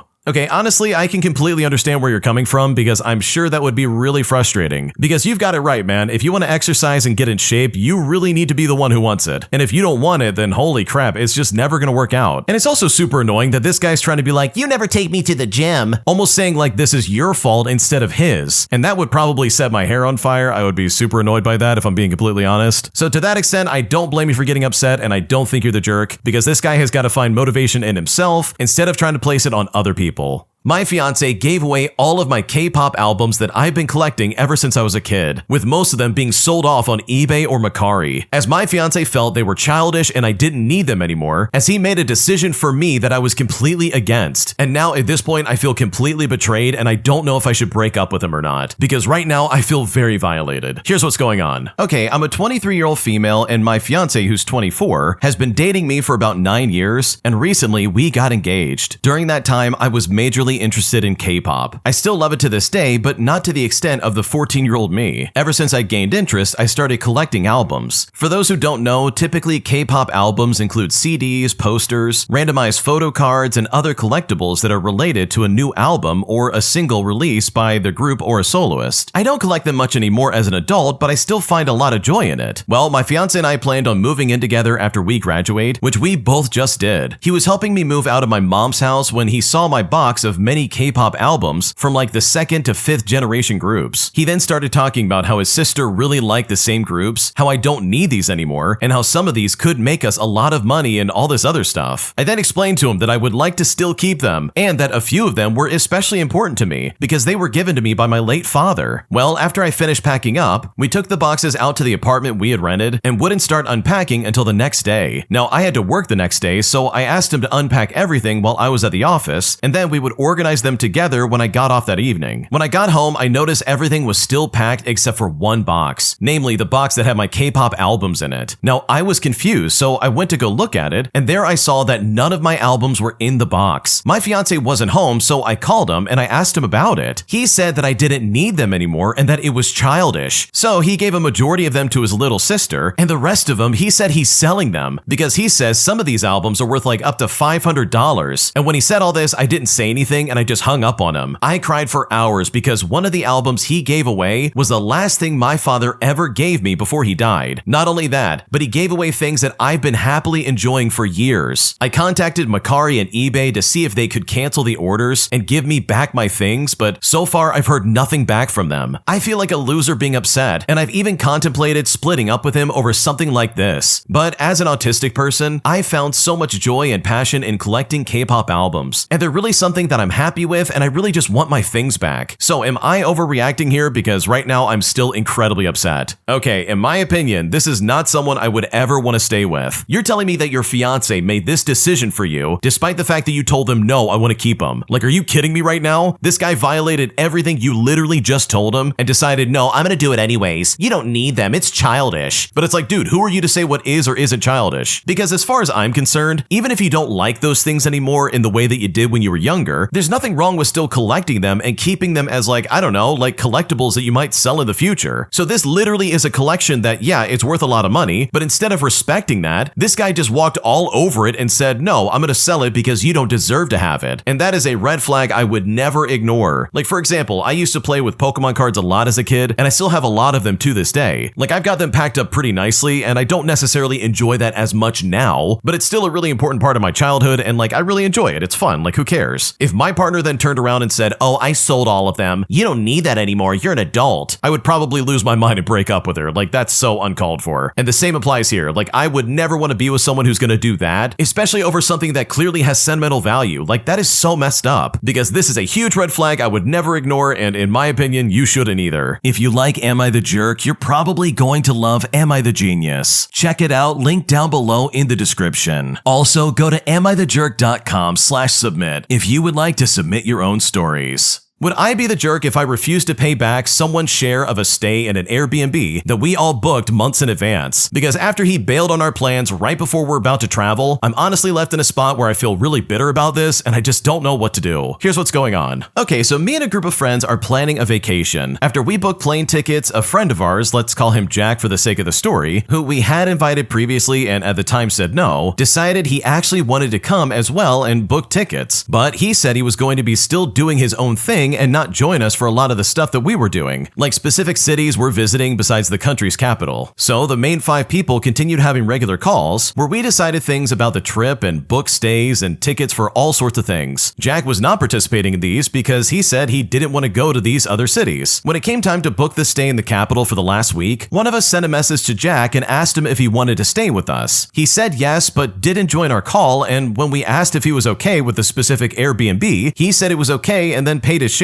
Now, about 2.5 months later, which is also 2 months before the trip, he messages one person in the group telling him that he's changing his plans and doesn't want to stay in the place that we booked. When asked about the money, he said he would like his money back, but he guesses it's up to us. And for reference, it was about $60 per person. Now, here's the thing. We booked it being conscious of our budgets. Some people in the group are more careful with money. The specific Airbnb we picked would have the same price for 5 or 6 people. So if we were booking for 5 people, we would not have picked this one, and we would have gone with a much cheaper option. If we are to cancel the Airbnb, we would only get about half the money back. So canceling and scheduling another thing would be more expensive and thus not an option at all. Well, Jack did not address the group collectively, and he only messaged one guy, who I was with at the time, so I saw the entire conversation. Now, when Jack was asked why, he said something about changing his plans, like maybe he just didn't want to stay in that city the same amount of days that we did. And in fact, my friend suggested him staying with us just for the days that we were going to be in the city, and yet he still said no because it was too much paperwork. Now, the supposed paperwork in question is just a form that the Airbnb people requested us to fill in with a passport picture and some of our information, namely our names, address, etc., which is generally requested in any place you'd be staying in that country. So my friend questioned, how is paperwork the problem here? Because that literally would be taken care of in like 5 minutes just to fill it in. Jack then said something like, look, I just want to do my own thing. It's nothing against you guys. Now, the likely outcome is that we will pay the money to him, and I personally don't mind paying, but I don't know what could be the correct choice. I just wanted options here because honestly, I need to know. Would we be the jerks if we refuse to pay him back, especially this close to our trip? Because right now we're honestly confused and we don't know what to do.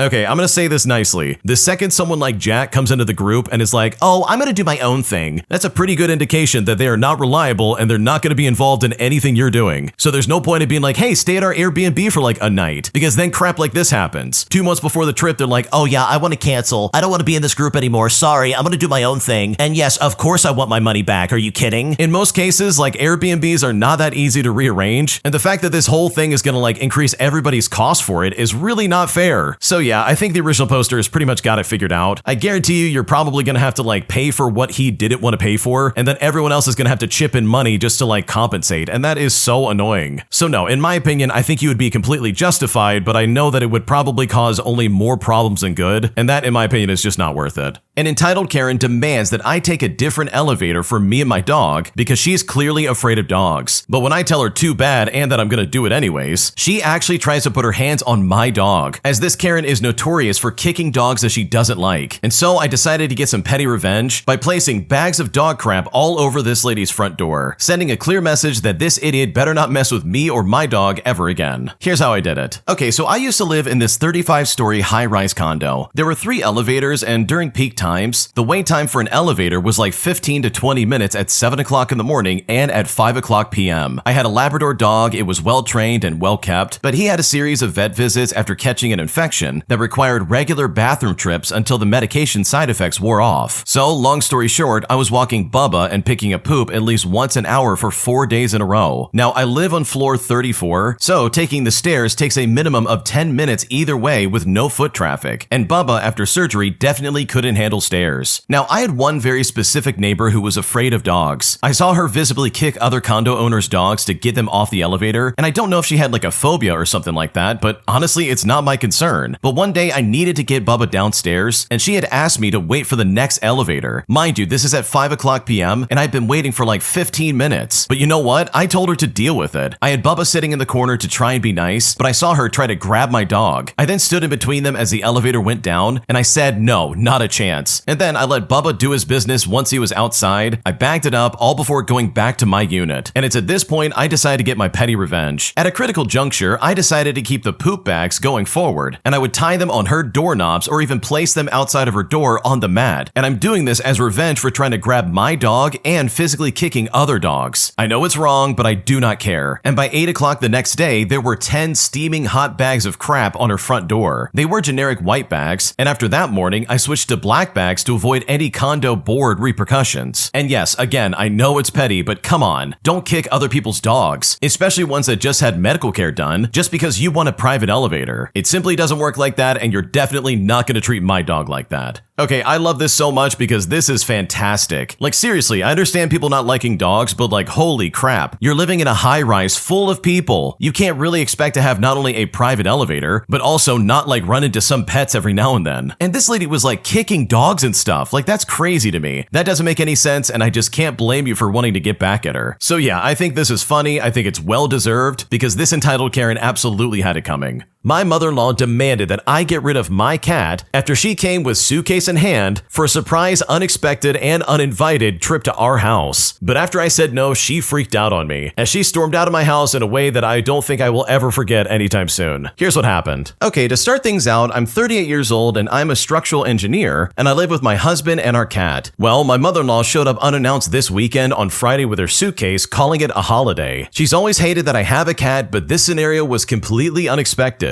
My mother-in-law can't stop visiting unexpectedly or even uninvited, and she's compared my cat to termites, mold, and even said that if you let an animal wreck your home, how can anyone trust you to build a safe structure? But I've worked for over decades to build my career as it is, and she reduced all of it to an insult over my cat, a pet in my own home. But here's where things get really weird. Yesterday night, she gave me an ultimatum. She said to me, "It's either me or the cat. If you really care about this family, you'll prove it by getting rid of it." And those were her exact words. But I told her that the cat stays. Please, this is my home. You don't get to walk in and decide who lives here. When I said that, she screamed that I always need control and just locked herself in the guest bedroom. And this morning, she actually left without saying a word. My husband is stuck in the middle and I just can't get past the grudge. And for me, it wasn't just her dislike of the cat, but in reality, it was her trying to tear down my work, my stability, and my sense of family. Because this woman just shows up to someone else's house and thinks that she can evict their pet. And that simply just doesn't sit right with me. Okay, I gotta be completely honest with you, your mother-in-law sounds like an idiot, and I just can't believe that she's even allowed back in your home. Not to mention that your husband sounds spineless, like why is he sitting here letting this happen? What's stopping him from stepping up and being like, okay, you're not gonna talk to my wife like that, that's enough. Like, is he really gonna sit by and be like, oh, I don't know what's going on. I'm stuck in the middle, I don't know which side to take. Because this is an easy one, you take your wife's side and you recognize that your mom is being a weirdo, showing up to the house unannounced with a suitcase, trying to be like, oh yeah, I'm on holiday now. It's like, no, you were actually just leaving, you can't just come over unannounced. So good for you for standing up for yourself, and really, I hope she doesn't come back, because that entitled attitude has no place in anybody's house. Am I the jerk for asking my girlfriend if we can leave her parents' house, as we tend to stay way longer than we should, which takes away from our time to properly feed our dog? Because right now, I'm not sure if I'm crossing a line by asking, and I just don't know what to do. Here's what's going on. Okay, so my girl's parents had her when they were a lot younger than my parents, so she has 2 younger siblings. And so, due to this, we go over to her house for all the holidays and just generally a lot more often. Her parents are also more attached to seeing her often, as she always lived close and never was far until she moved in with me. And by the way, all of this is completely understandable and I am for it. I want her siblings to know their big sister is always there for them. Anyways, we probably go out every other weekend or so for dinner, often from around 3 to 5, and end up usually staying for at least 4 to 5 hours, which is about when I start to get antsy and a bit tired. Tonight, I was honestly about to fall asleep on the couch, and I told my girlfriend I was super tired, and I asked if we could possibly leave soon. She said yes in a few minutes and then proceeded to have another drink, and then I look up and about 45 minutes have gone by. I was starting to get a bit upset as we had yet to feed our dog for the night, and I knew that if I didn't speak up, we would have been there for like another 2 hours at least, and I likely would have fallen asleep on the couch. I really like her family, but every time we go over there, it almost like she forgets that I'm even there, especially when her friends are there too. She'll maybe check on me every hour or so for like 30 seconds, and I'll go into the kitchen where she's hanging out far more often to try and engage with what she's doing. But usually it's not easy to be in these girl conversations for very long. I hate having to ask her to leave. I try to just let her know by being like, hey, I'm really getting sleepy and we still need to feed our dog, but I often find I do have to press it a bit, or I'll just genuinely fall asleep on the couch. Also, I have to drive home every time and we live 30 minutes away because my girlfriend doesn't have a license yet. She knows that she needs to learn, but it's honestly going really slow. Now, she never asked to leave when we're at my parents' house, but I feel like I'm always watching to notice if she's feeling tired or just isn't having fun or something like that, just so she doesn't have to awkwardly ask me. So am I the jerk in this situation? Because right now I just don't know what to do. No, I don't think you're the jerk. I think your girlfriend is just not paying attention to you, and that's not fair. And I totally understand what you mean, like you don't know these people that well, you're not friends with her friends, so you're like almost the odd one out, literally just sitting on the couch being like, okay, when can we figure this out? Like, what's going on right now? And for me, the most bothering part of this is like, dude, you have a dog you need to feed. Like, that's a serious responsibility, and the fact that she's ignoring that is really alarming and not okay in my book. So no, you're not the jerk for asking to leave because you've got responsibilities you need to take care of, and she needs to realize that sooner than later, especially for the sake of your dog.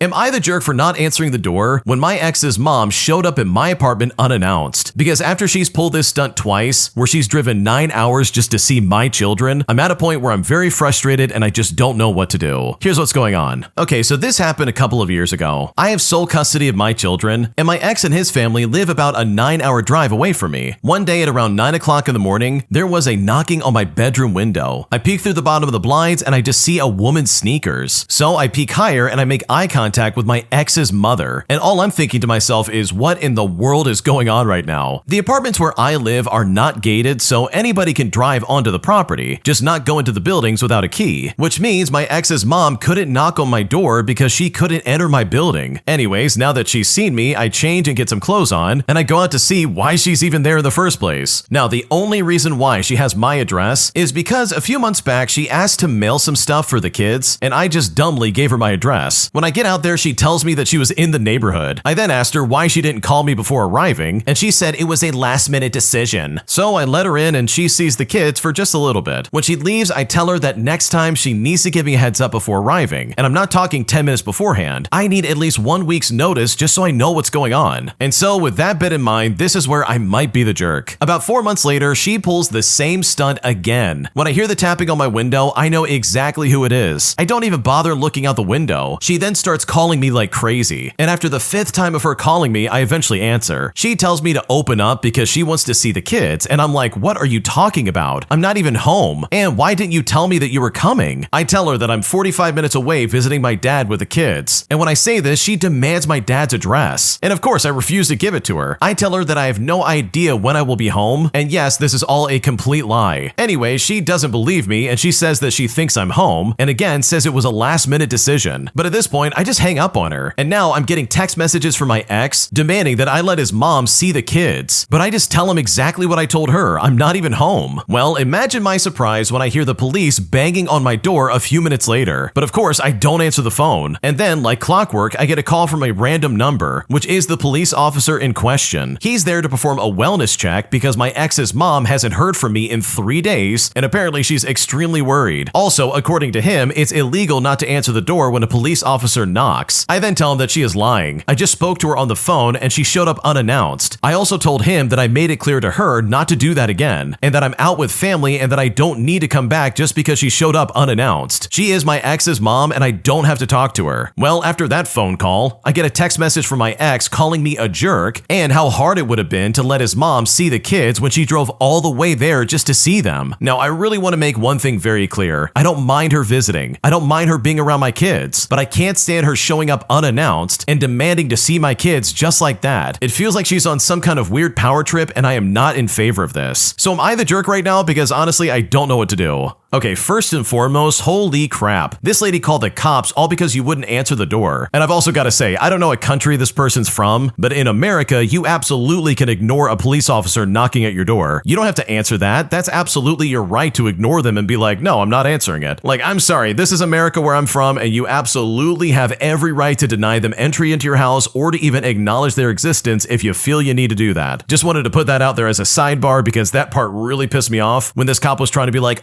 it's illegal not to answer the door when I'm knocking. Because it's like, dude, that's not even the case. What is he talking about? But what's more alarming in my opinion is the fact that the mom literally weaponized the police against you. She tried to be like, oh, do a wellness check. I haven't heard from her in a while. Meanwhile, you literally have a phone record that says, yeah, I talked to her earlier in the day. She's insane. Like, think about it for a second. This lady's driving 9 hours to suddenly see the kids out of nowhere. And she doesn't even go through like typical means to make that happen. She's knocking on the window like a creepy person and being like, oh, please let me in. I want to see the children. It's like, no, I want to see you get away from my property. So no, you're definitely not the jerk here. Your ex's mom is crazy, and the fact that anybody's taking her side is just baffling in my opinion, especially when she's calling the cops for illegitimate reasons. Today, I resigned during a big meeting with a huge client after spending years of being underpaid and overworked, putting me in a situation where nowadays my career is entirely popping off. Here's how it happened. Okay, so some years ago, I worked at a digital agency who was actually a big player in the national scene. It was me who was responsible for maintenance and availability for software used by our core clients, and I ran the team who did the same for other clients. Year after year, I got denied raises or got a pay raise that was just laughable. I asked so many times for a partner or a sidekick as I was drowning in work, but they didn't feel the need as I was able to still keep it running while I was simultaneously running myself into the ground. Well, eventually, here comes the 6-month performance review, and yet again, I voiced my concerns about my well-being and financial situation, and yet again, I was denied anything. But unbeknownst to them, I was offered a position at a competitor, granting me better pay and better workloads. After the performance review, we had an in-person meeting with the second biggest client for contract renewals, and as I was responsible for maintenance, I was also included to give my input on the conditions and pricings. During that meeting, I was reading the offer which my manager saw, mailed the competitor I accepted their offer, got the contract in my email within 5 minutes, and digitally signed it within 10. I then mailed human resources, my manager, and some executives my resignation. And fun fact is that all the executives that I mailed were also in the meeting itself. Well, it didn't take long for faces to turn red with anger because they literally paused the meeting. I got pulled apart and got questioned question about what I'm doing, but then I explained my side of the story, and I was met with utter disbelief. My manager in human resources got chewed out, I got better pay and better working conditions at the competitor, and the client renewed their contracts that year, but left the year after because of inadequate maintenance and the company not being able to meet like 99% of the uptime. But I can honestly say that my career is now popping off. My old employer is downscaling business because of the harsh market, and honestly, I don't think I've ever been happier in my entire life. Okay, this takes some serious guts, dude. Like, the original poster is brave beyond recognition because there's no way I would ever feel comfortable doing that. Like, this guy literally went out of his way to do this in the middle of the meeting, sending off an email saying, hey, I'm quitting, by the way, only to then have everybody look up and be like, what are you doing? Which is like the perfect opportunity for you to be like, oh, finally, I get to get back at these people. This is exactly what I wanted. So truly, this was a great way of handling this because your manager and human resources absolutely deserve to get the blunt end of a stick, especially for overworking you and underpaying you for so long. Like, you do not deserve that, and that is absolutely unacceptable. My psycho fiance gambled away my grandmother's engagement ring that my mom gave to him so that he could propose to me. Things were so bad that he actually lost the ring playing poker with his friends, and then had to spend weeks gambling with his friends just to get the ring back. And now that the truth has finally come out and the lies have stopped, I'm seriously reconsidering everything, because this feels like a huge betrayal of trust and I just simply don't know what to do. Here's how it all went down. So I've been with my boyfriend, now fiance, for about 3 years now. He's wonderful in a lot of ways. He's kind, attentive, he makes me laugh, and we've been talking about marriage seriously, and I knew a proposal was coming because my mom accidentally let it slip that he asked her about my grandmother's ring. It's a family heirloom, a delicate diamond band that has been passed down for 3 generations, and my mom gave it to him to hold on to until he proposed. Well, fast forward to last weekend in July, and he goes out with his buddies for poker night, which is nothing unusual, but he came home late one night and I noticed something shiny in his pocket when he threw his jeans in the hamper. Well, I pulled it out, and to my absolute shock, it was my grandmother's ring. I confronted him right then and there, and he admitted he's been bringing it to poker nights for good luck. He said it started as a joke. I mean, his friends called it the engagement talisman, but then he swore it actually helped him win, and he promised he never bet it, but just instead kept it in his pocket. We were able to work it out over a few weeks, and he promised he wouldn't do it again. He even stopped going to poker weekly, and now only goes like once a month. About a month or so after this, he finally proposed with my grandmother's ring, and I said yes. Then came the engagement party. We're celebrating, everything is perfect. That is, until one of his friends makes a joke about how my fiance almost had to propose with a Cracker Jack ring. When I heard this, I froze. And when I pressed him later, my fiance finally admitted that months ago, he actually did gamble the ring and lost it. And he only got it back after weeks of playing until he finally won it back. So not only did he risk my grandmother's heirloom, but he lied to me when I confronted him. He let me believe that we had worked through it when really, he was hiding the worst part of the story the entire time. Now I feel like the proposal itself is tainted because all I can think about is how that ring was sitting on someone else's poker table. Right now, I've gone to stay with my mom for a bit, and I gave her the ring back because I don't feel comfortable wearing it anymore. And I told my fiance that if he still wants to marry me, he needs to propose again with a different ring or else it's over. He says I'm being dramatic and ruining a good thing over one mistake. But I can't shake this feeling that this was more than just a mistake. It was reckless, disrespectful, and very dishonest. So am I overreacting by making him get a different ring, or is this a fair boundary after what he did? What should I do?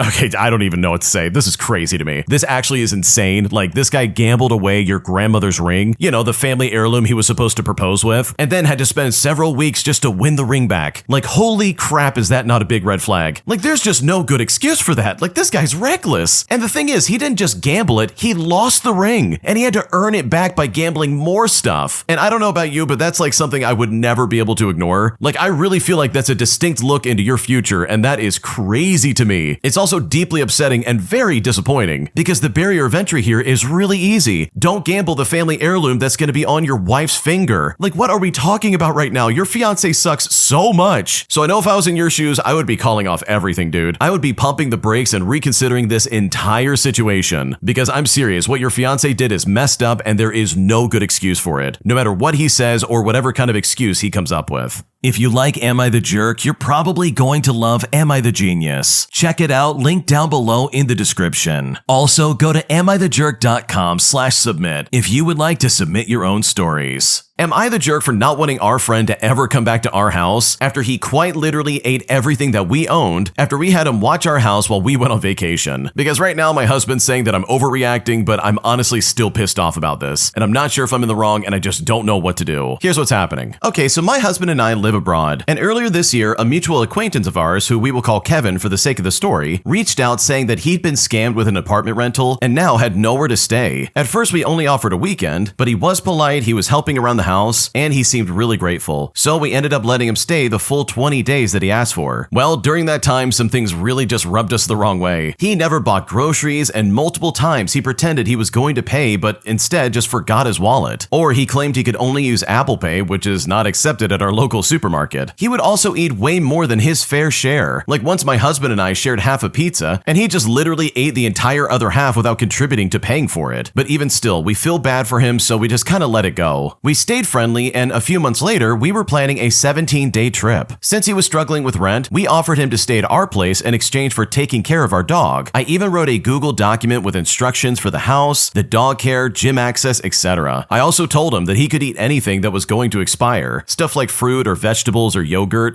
stuff like that. Well, when we came back, absolutely everything was gone. And I mean everything. The entire fridge, the freezer, the pantry. He finished off 2 jars of jam, a jar of peanut butter, a giant Costco bottle of oil, the condiments, the rice, any snacks, any of the cheese that we had. Even my husband's supplements were all gone. He completely destroyed a ceramic pan. He consumed things that usually last like 6 months in just 2 weeks. And I honestly suspect he might have just taken stuff with him because it's insane how much was missing. Now, the only time I confronted him about this is to ask him to replace the pan, which he even mocked me about when I said this. He said to me, "It's just a pan. Why are you making a big deal out of this?" And truly, in that moment, I felt deeply disrespected. Now he keeps texting me, acting like nothing happened, and somehow wants to hang out. But I told my husband I don't want him in our home ever again. My husband says I'm being too harsh, and if he wants to stay friends, that is his choice. But I feel completely taken advantage of and disrespected. So am I the jerk for not wanting to see this guy ever again and refusing to let him come back into our house? Because right now I'm very, very pissed off. Dude, if I trusted someone with like watching my house while I was gone, and they just completely slammed through like 6 months worth of food and pretty much everything, I would probably tell them, "Look, I can't be your friend anymore. This is some crazy behavior. I'm sorry, but this is just not working." Or even just ghost them entirely. Like, this is so dumb. Like, this guy even took like the husband's like protein supplements and like other stuff like that. Like, I'm surprised he didn't take the light bulbs out of the ceiling as well. Like, dude, what's going on right now? And no, it's not just a ceramic pan. It's your ceramic pan that this guy literally destroyed. So no, you're not the jerk because this friend absolutely sucks. Am I the jerk for calling in a welfare check on my husband after he didn't respond to me for the weekend while I was on a work trip? Because right now he's saying that I blew things completely out of proportion and I'm not sure if I made a mistake. Here's what happened. Okay, to start things out, I was out of town for a planned work trip over the weekend, which is something I do on a quarterly basis for my job. And my husband stayed home with our son, who's 4 years old, for a boys' weekend. They dropped me off at the airport on Friday evening and I checked in with them when I arrived to say goodnight and to let them know that all was well. On Saturday, I sent my husband a good morning text, and I asked how our son was doing because sometimes he struggles with sleeping. But here's the thing that really started all the problems of this post in the first place. My husband didn't respond. So I went to the planned work events and I sent another message a couple of hours later, and when I still didn't get a response, I called him up, but still, I got nothing. I sent a few more messages throughout the day and even texted his brother to check on them, but his brother also said that he did not respond to him either. Well, by that evening, I was pretty concerned as I still had not heard anything. So I ended up calling the hospital to see if anything had happened and even checked to see if there was any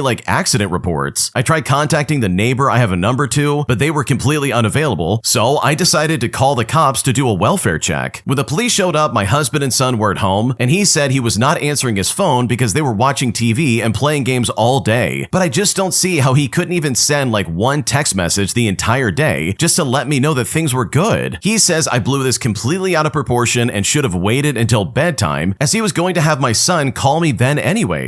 And for reference, my husband is against using location tracking apps, so there was no way for me to know where he was and if everything was okay unless he told me. The police chalked it up to a misunderstanding, so legally nothing more will be done, but my husband's upset with me for undermining his parenting abilities. And now I'm wondering if I'm the jerk for having a welfare check called on him because I'm honestly not sure if I made a mistake. Okay, honestly, with all things considered, my gut instinct is to say, whoa, wait a second, why are you calling the cops? Like, your husband's an adult, he can take care of himself, etc. But the fact that there's a 4-year-old son involved, like, oh yeah, no, you better respond to that text message. So to that extent, I don't think you're the jerk at all. I think this was like the last ditch effort to be like, okay, something's going wrong. He's not responding to anything I'm saying. I've got to get in contact somehow, so I'm calling the cops. I completely understand where you're coming from, and I don't think you overreacted. And if anything, this falls on your husband's shoulders because he easily could have messaged you back, but he chose not to. Am I the jerk for not installing a camera to help our neighbors catch their supposed stalker after they've gone on these delusional rants about someone messing with her property? Because right now, we really just don't want to deal with this lady, and yet she's still said that we're what's wrong with this world and that she's embarrassed for us and our lack of consideration. And right now, we're not sure if we're making a mistake by shutting her down, and we just don't know what to do. Here's what's going on. So my fiance and I live in this apartment and condo community, and we have a neighbor who we have at times wondered about her mental health and stability. On multiple occasions, we have heard her outside on her balcony, which is across from ours, yelling at someone. She has called this person a loser, a creep, threatened to call the police, and every time we look outside, there's nobody there. It happens at all hours of the evening and at night, and our units are situated so that if we look out of our balcony door, we can see straight over to hers. We have been in our living room watching TV when she started yelling and look over to see that absolutely nothing abnormal was going on. She finally stopped me one day and told me that she has a stalker who climbs up on her second-story balcony. She claims that this person disconnects both of her security cameras and even her Wi-Fi prior to climbing up there. And she says that he does not attempt to contact her or enter her property. I then asked her what he looks like and if she has any idea who he is. And she said she has actually never seen him, but she knows that he is there. She then asked if we would be willing to put a camera up on our balcony, pointing in the direction of hers to see if we can catch anything. Well, I told her I would speak with my fiance, but I did say that I just don't think this would be something he would be comfortable with. Well, fast forward a few months and she never really mentioned it again until the other night when she stopped my fiance while he was walking the dog just to ask him why we wouldn't put a camera up for her. I heard them start going back and forth and stepped outside to see what was going on. She basically thought that we were terrible for not looking out for her and could not believe that we would not do anything to help her out. We then asked her if she had spoken about this to like the homeowners association or even her property manager about this since she does rent the unit, and she admitted that she had not. We then tried to calmly explain to her that we were not comfortable with essentially setting up surveillance on her property and taking time out of every day to send her any footage, and that if she really feels threatened, she needs to speak with someone who can actually do something about it. The conversation then ended with her telling us that we are what's wrong with the world and that she's embarrassed for us and our lack of consideration for others. So are we the jerks for admittedly not believing this stalker even exists in the first place and not putting up a camera? Because right now I really just don't know what to do.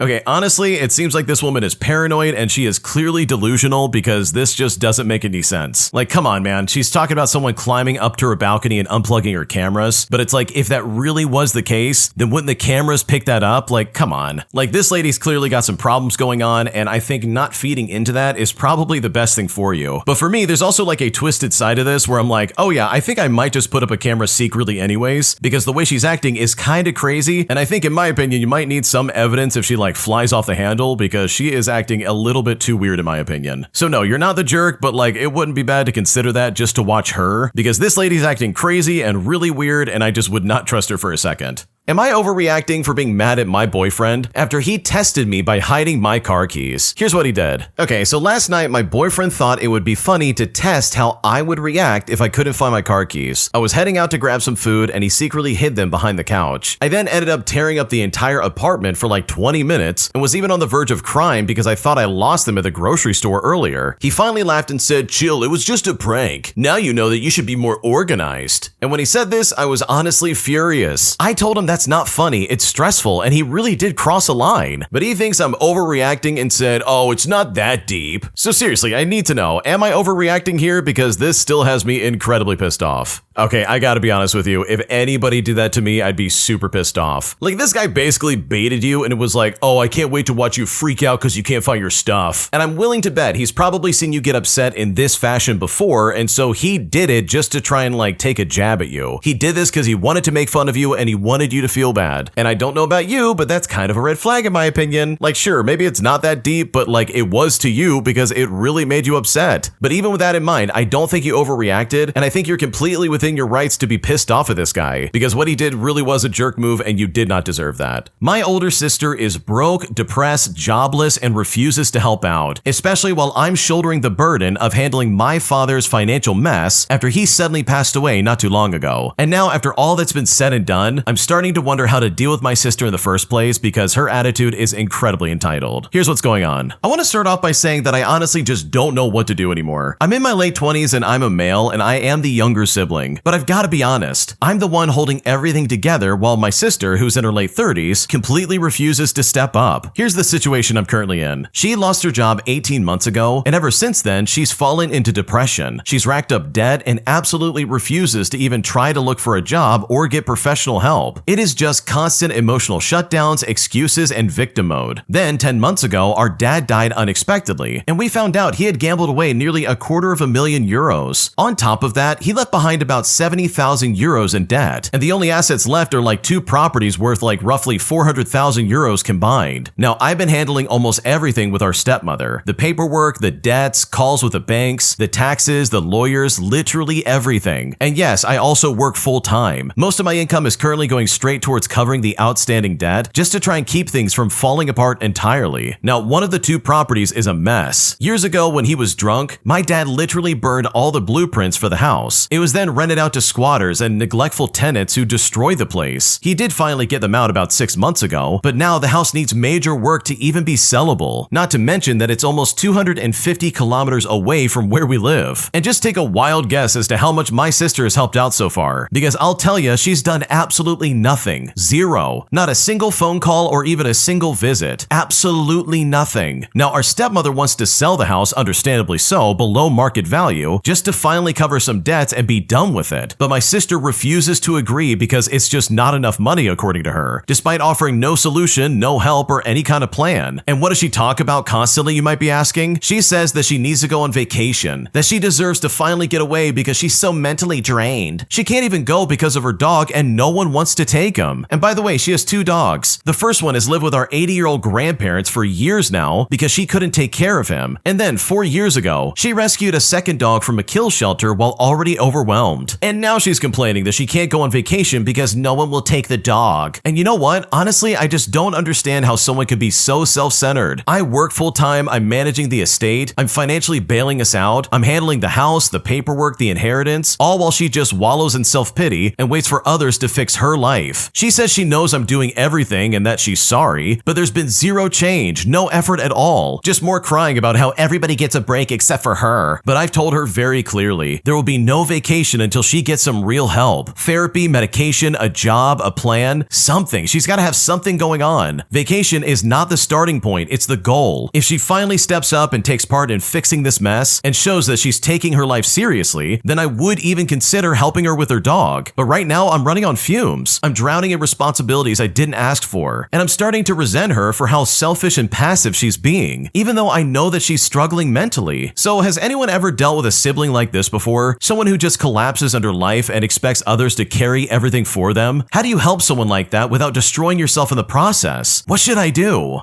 Okay, honestly, first and foremost, I think the fact that your sister's trying to act like, oh yeah, I deserve a vacation, all while you're trying to like settle any kind of debt resolving your dad and like get his affairs in order that should have been figured out a long time ago, like that is all you need to know about the kind of person your older sister is, because that is crazy to me. Never mind the fact that she hasn't had a job in 18 months, but seriously, she is missing the point here. Your dad has passed away and it's time to step up and help out, not sit there and be like, man, what about me? I would love to go on vacation, but no one wants to take my dogs. And it's like, dude, talk about having your priorities messed up. You're not even doing anything to help out the situation, and you're literally already lazy about it. So yeah, this whole scenario is really dumb in my opinion. I think this is just so stupid, and I think the way your sister's acting is honestly the most telling sign you can ever have in your life that she just doesn't care. And if I was in your shoes, that would really inform how I treat her in the future, because this is just completely unacceptable. Am I the jerk for refusing to let my mom turn my guest room into her own permanent crash pad whenever she visits? Because at this point, she's treating my house like her own space that she can move into without having to compensate for anything that I have going on, completely disrespecting my space and ignoring any of my requests. And at this point, I'm not sure what to do because I'm being called selfish and saying that I'm abandoning her, and it's putting me in a spot that makes me feel really bad, and I just don't know what to do. Here's what's going on. Okay, so I bought my first home last year. It's just a small 2-bedroom house, and the second room is my office and guest room. Now, my mom lives about an hour away, and ever since I bought the house, she's been staying over more often. At first, once in a while, and then every other weekend, and now sometimes during the work week too. Last week, she showed up with a suitcase and asked if she could just keep some clothes here permanently since she's here so much. But then she said that she was thinking of spending half the week at my house so that she just didn't have to commute as much. Well, when she said this, I told her no. I said, look, I love you, but I don't want a semi-permanent roommate, and my space is my space. But when I said that, she got really upset and accused me of abandoning her and forgetting everything that she sacrificed just to raise me. And now, because of this, my aunt is texting me about how selfish I'm being, but I just don't think buying a house automatically means that my mom gets to partially move in. So am I the jerk for refusing? Because this honestly is really frustrating and I just don't know what to do. No, this is a weird request from your mom. I can understand her trying to be like, hey, I just don't want to commute as much and like maybe I could stay there more often. But if she really thinks she's going to stay there without any kind of like compensation of some kind, then she's crazy in my opinion, and she's just being super entitled. Like, think about it for a second. She's trying to be like, oh, I'll spend half the week here. That way I don't have to commute as much. And I don't know if this is her way of like weaseling her way into your house and moving in, but it definitely seems like it, and that's just not fair. Like, if she's going to be staying there so much, then like the first thought in my head is like, okay, you got to start paying for some of the bills of the house or like paying rent of some kind, because this is not going to happen otherwise. Like, that's what I would do if I was at least willing to do this. But also the original poster is well within the rights to be like, no, you can't stay here. I don't want a semi-permanent roommate. That's not okay. And I need my space. It also sounds like this house is very small. So it's like, yeah, I don't have room for this kind of stuff. So no, you're not the jerk for refusing. I think your mom is being super entitled, especially with her getting upset and then dragging her sister into this to try and be like, oh wow, you're being selfish. Because that kind of attitude is really weird, and that would only make me more resistant to allowing them anywhere near my house ever again. My entitled manager wrote me up at work after he said I abandoned my post, when in reality, I was rushing outside after I witnessed a car accident, and I was just trying to make sure that everyone was okay. And I'm honestly still blown away by this situation because I simply cannot believe the audacity of my manager. Here's what happened. Okay, just to clarify and make sure I say this at the top of the story, I am not in the military. So this takes place when I was 20, working summer jobs while living with my parents to pay for college. I was already working full-time as a waiter at a very fun restaurant that I really enjoyed, but I wanted to make a little extra money. So I got a job as a host at another restaurant, and we'll call that restaurant Sapphire Wednesdays. Well, I knew immediately that that place was mismanaged, mostly cued in by the manager having a beer at 2 o'clock in the afternoon on a Tuesday during my interview. But regardless, my responsibilities as a host were very easy. Seat the customers, inform servers, sweep the table near the front, etc. I had already been working in restaurants since I was 16 years old, so my training was over in just about an hour. About a week after I was hired, sometime after lunch but during dinner rush, there was a car accident in front of the store. A car was sideswiped by a semi and run into a telephone pole on a busy suburban road. I told a server to call 911 and I sprinted out and across the parking lot just to check on the car. And thankfully, the woman in the car was shaken up but still fine. The truck driver was out of his truck and on the phone with 911, and other drivers had stopped as well. A very nice moment of humanity from folks on their way home from work. So I decided that everything was being handled as best as possible, so I just went back to the restaurant. I then walked back in to find the manager standing at the empty host stand in front of a nearly empty dining room, looking at me and asking, okay, well, where did you go? I said to them, well, there was an accident. I went out to make sure everything was okay. My manager then asked me, well, why do you feel the need to do that? And I'm just thinking to myself, oh, I don't know, stupid. Maybe because I'm a human being? After a brief back and forth, the manager says he has to write me up for abandoning my post. And I was too confused and angry to argue, so I just told him, okay, that's fine. He then reminded me the following. One more write-up within your first month means that you're gonna be fired. I then went home and explained all of this to my dad, who was laughing through his anger and suggested I quit and just focus on the other job. And while I decided he was right, I also hatched a little plan. Rather than quitting, I showed up an hour late to my next shift that the same manager worked. This also happened to be Friday night during dinner, and I was the only host scheduled. Well, the manager was furious that he had to get out of the office and actually do work. So when I walked in, he saw me and immediately began berating me. I asked him if I was going to get written up for this, to which he replied, oh, you better believe you're gonna get written up. But then I responded by being like, oh no, I guess I'm getting fired. Okay, see you later. And after that, I literally went home and I drank whiskey and I smoked a cigar with my dad on the back porch just to celebrate. Dude, you know you're a crappy manager when you get pissed off at someone supposedly abandoning their post when all the original poster was doing was running outside to make sure that no one was dead. So the fact that your manager did that and tried to be like, oh wow, you abandoned your post. It's like, dude, this is a restaurant. This is not some guard post in the military. Like, what are you talking about? You're not abandoning anything. You're literally trying to make sure someone's not like dead on the street. So good for you for getting out of there. And I just love the fact that you inconvenience this guy in the process, because getting written up over something like this is absolutely insane in my opinion. And it really makes me wonder how people like that ever become a manager in the first place. If you like Am I the Jerk, you're probably going to love Am I the Genius. Check it out, link down below in the description. Also, go to amithejerk.com/submit if you would like to submit your own stories. My boyfriend mocks the fact that I drive a school bus for a living, saying that I should do more with my life and that I'm wasting my time, putting me in a situation where I'm devastated by his comments and I just don't know what to do. Here's what's going on. Okay, to start things out, I'm 36 years old and I work 2 jobs. My main job is driving a school bus for elementary kids, and on the side, I freelance as a graphic designer. I really like the balance. Driving gives me steady income and benefits too, and on the other hand, design gives me the creative freedom. It's not glamorous, but it really works for me. This past weekend, I stayed over at my boyfriend's place, and for reference, we've been together for like 8 months, and things were fine until he starts talking about my job. He said I was too smart to be wasting my life driving a bus. He then added, well, anyone could do that job. If you want me to take you seriously, you should quit and just focus on design. Now that statement only was very hard on me. People love to act like driving a school bus is just turning a wheel, but it's a lot more than that. I wake up before the sunrise, I do safety checks, I keep 40 kids in line, I'm dealing with traffic, the parents, the weather, literally all of that. If I mess up even once, people could get hurt. This is not something that anyone can just step into. Well, I relaxed and I tried to make him see all of that, but he just laughed in my face saying, oh, you make it sound like you're flying a plane. You're just driving around literally in circles and babysitting kids. And that's when I lost it. I told him he had no right to belittle me or my work, and he said I was being too dramatic and too proud of being a driver. I then packed my things and I left his house immediately. And by the way, this was at 7 o'clock in the morning on Saturday. The whole thing just keeps replaying in my head. I thought he respected me, but it turns out he thinks that my job makes me less worthy of respect. I can't stop thinking about how entitled you have to be to look down on someone just because their job doesn't sound fancy enough, even to someone that you love. He sits in an office all day while I'm the one keeping kids safe on the road, and somehow I'm the one who should feel embarrassed. It's honestly so disheartening and I just don't know what to do.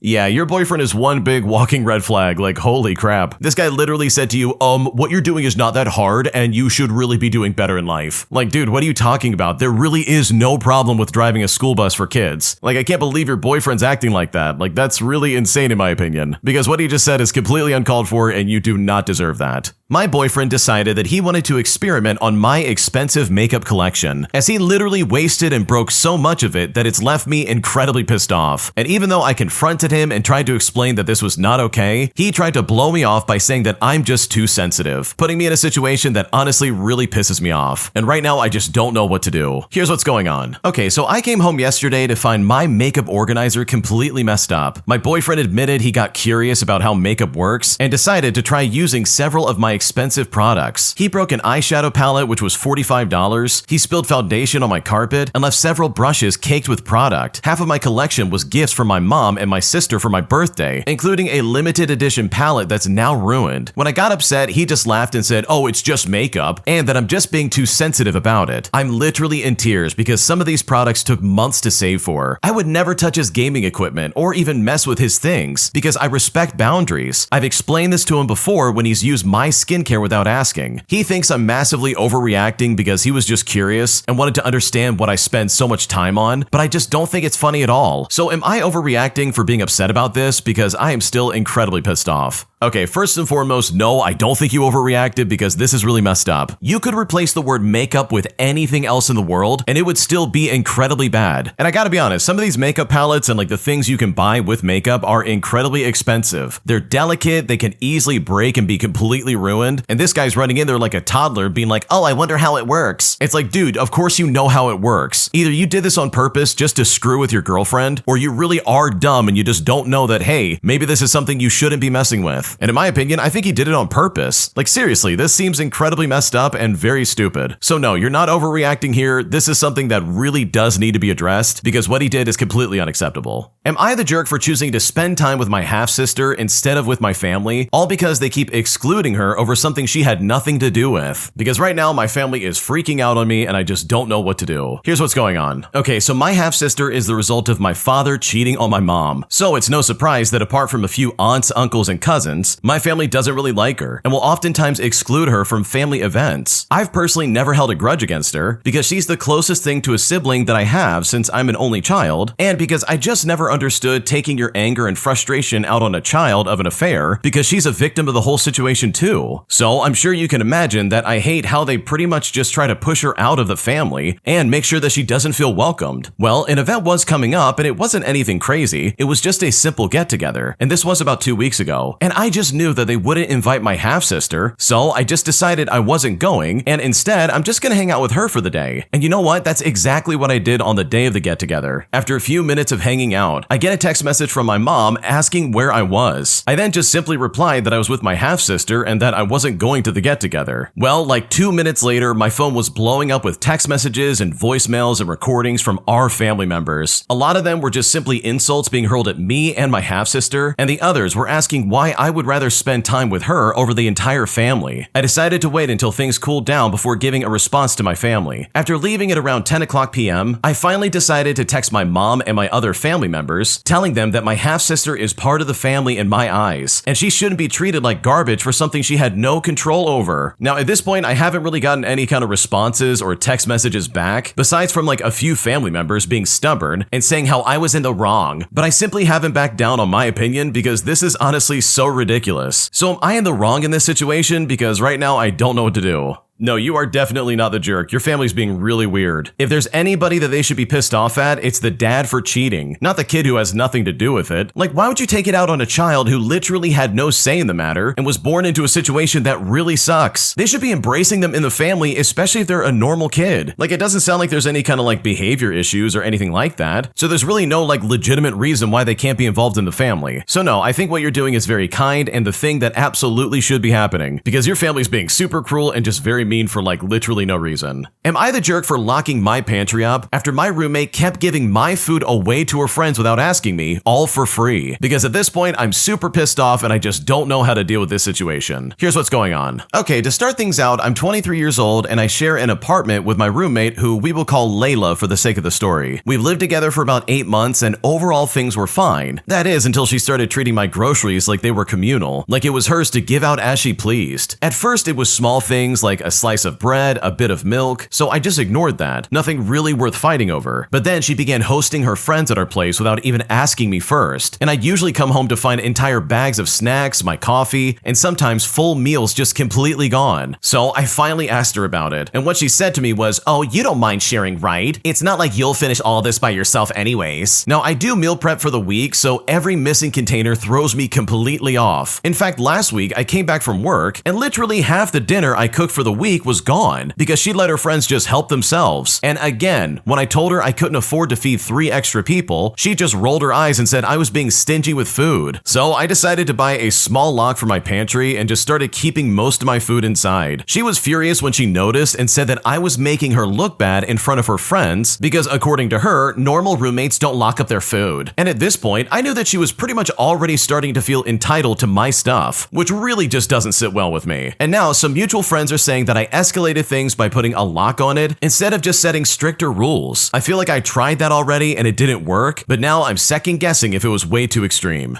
Man, you have a selfish roommate. She really thinks it's okay to like give out all of your food? Like, why can't she give out her own food? Like, why is she going to you and being like, "Oh, you're totally fine sharing. You're not going to finish any of this anyways." Like, at that point, I would almost want to get revenge on her and like invite homeless people in the house and give her food away to them. She's treating your groceries like a charity, dude. Like, what's going on right now? So no, you're not the jerk for locking up your stuff. I quite literally would do the same thing because this is crazy. And the fact that she's offended by it and trying to be like, "Oh, you're making me look bad." Like, that is so dumb and selfish. It's just not funny, and it's just really annoying to deal with because what she's saying makes no sense and there's no rationale where she would ever be right. Am I the jerk for expecting my wife to visit my family for the holidays, even though she really doesn't like my family because, according to her, she says that they ruined our wedding? And at this point, I'm not sure if I'm in the wrong and I don't know what to do. Here's what's happening. So my wife and I married over 2 years ago, and she is still salty about what my parents wore to the wedding. My dad wore jeans with a blazer, and my mom wore a Patagonia-like vest under a silk shirt that was clearly visible, while also wearing Crocs. I understand that was definitely not wedding-appropriate attire, and I did tell them what to wear. However, having dealt with them my entire life, I cannot say that I'm surprised. She says she is upset because our wedding photos were not nice to look at, and she never even framed them. My dad also yelled at the waiter, which was bad, yeah, but she didn't know until after the wedding, and my sister managed to get him under control, so it didn't really impact the wedding at all. And we fought about this for a few days after the wedding, but eventually it died down and we stopped discussing it, partly because my parents live 7 hours away, so she's never really interacted with them after the wedding. She then told me that she wouldn't be visiting my family, and I took it to mean that year, which was totally fine, as the memory was too fresh, but she actually meant ever again. We also had our son 8 months ago, and she refuses to come and see my parents for the holidays. I would understand if it was the fact that she just wasn't feeling well, but she's feeling amazing because she hiked for like hours the previous weekend and wants to go skiing again this season. She basically just doesn't want to interact with my family. Now, my parents are not easy to deal with. My dad is not friendly and he's bitter from being unaccomplished, so that basically left him with like a miserable attitude. However, visiting once a year and sucking it up for a few hours a day, when he hasn't even blown up or made any comments towards my wife, beyond at the beginning when he said he doesn't like her profession, and not even to her face, to me just doesn't seem unreasonable, especially for her to dislike him that much. But you know what? She refuses, and traveling with an 8-month-old is incredibly difficult. She is still breastfeeding him, but has some frozen milk built up, and thinks that I should just accept her not wanting to visit my parents by either bringing the frozen milk to feed him for a few days, or I just go alone. But I tried to tell her that it's just really rude not to at least try to get along, and if there's a fight, she won't need to interact with them again. But even then, she just straight up refuses. And so I feel like I'm being made to be the jerk for expecting her to do this, but I will say, after speaking with colleagues and close friends, most family are just a bunch of people they don't like, and most do not like their in-laws at all, and yet even still, they make an effort to at least go once a year. But my wife says they ruined her wedding photos, so she's not visiting them, which in her eyes makes them even. So am I the jerk for expecting anything out of my wife when it comes to visiting my family? Because right now I'm very frustrated and I'm not sure who's in the wrong.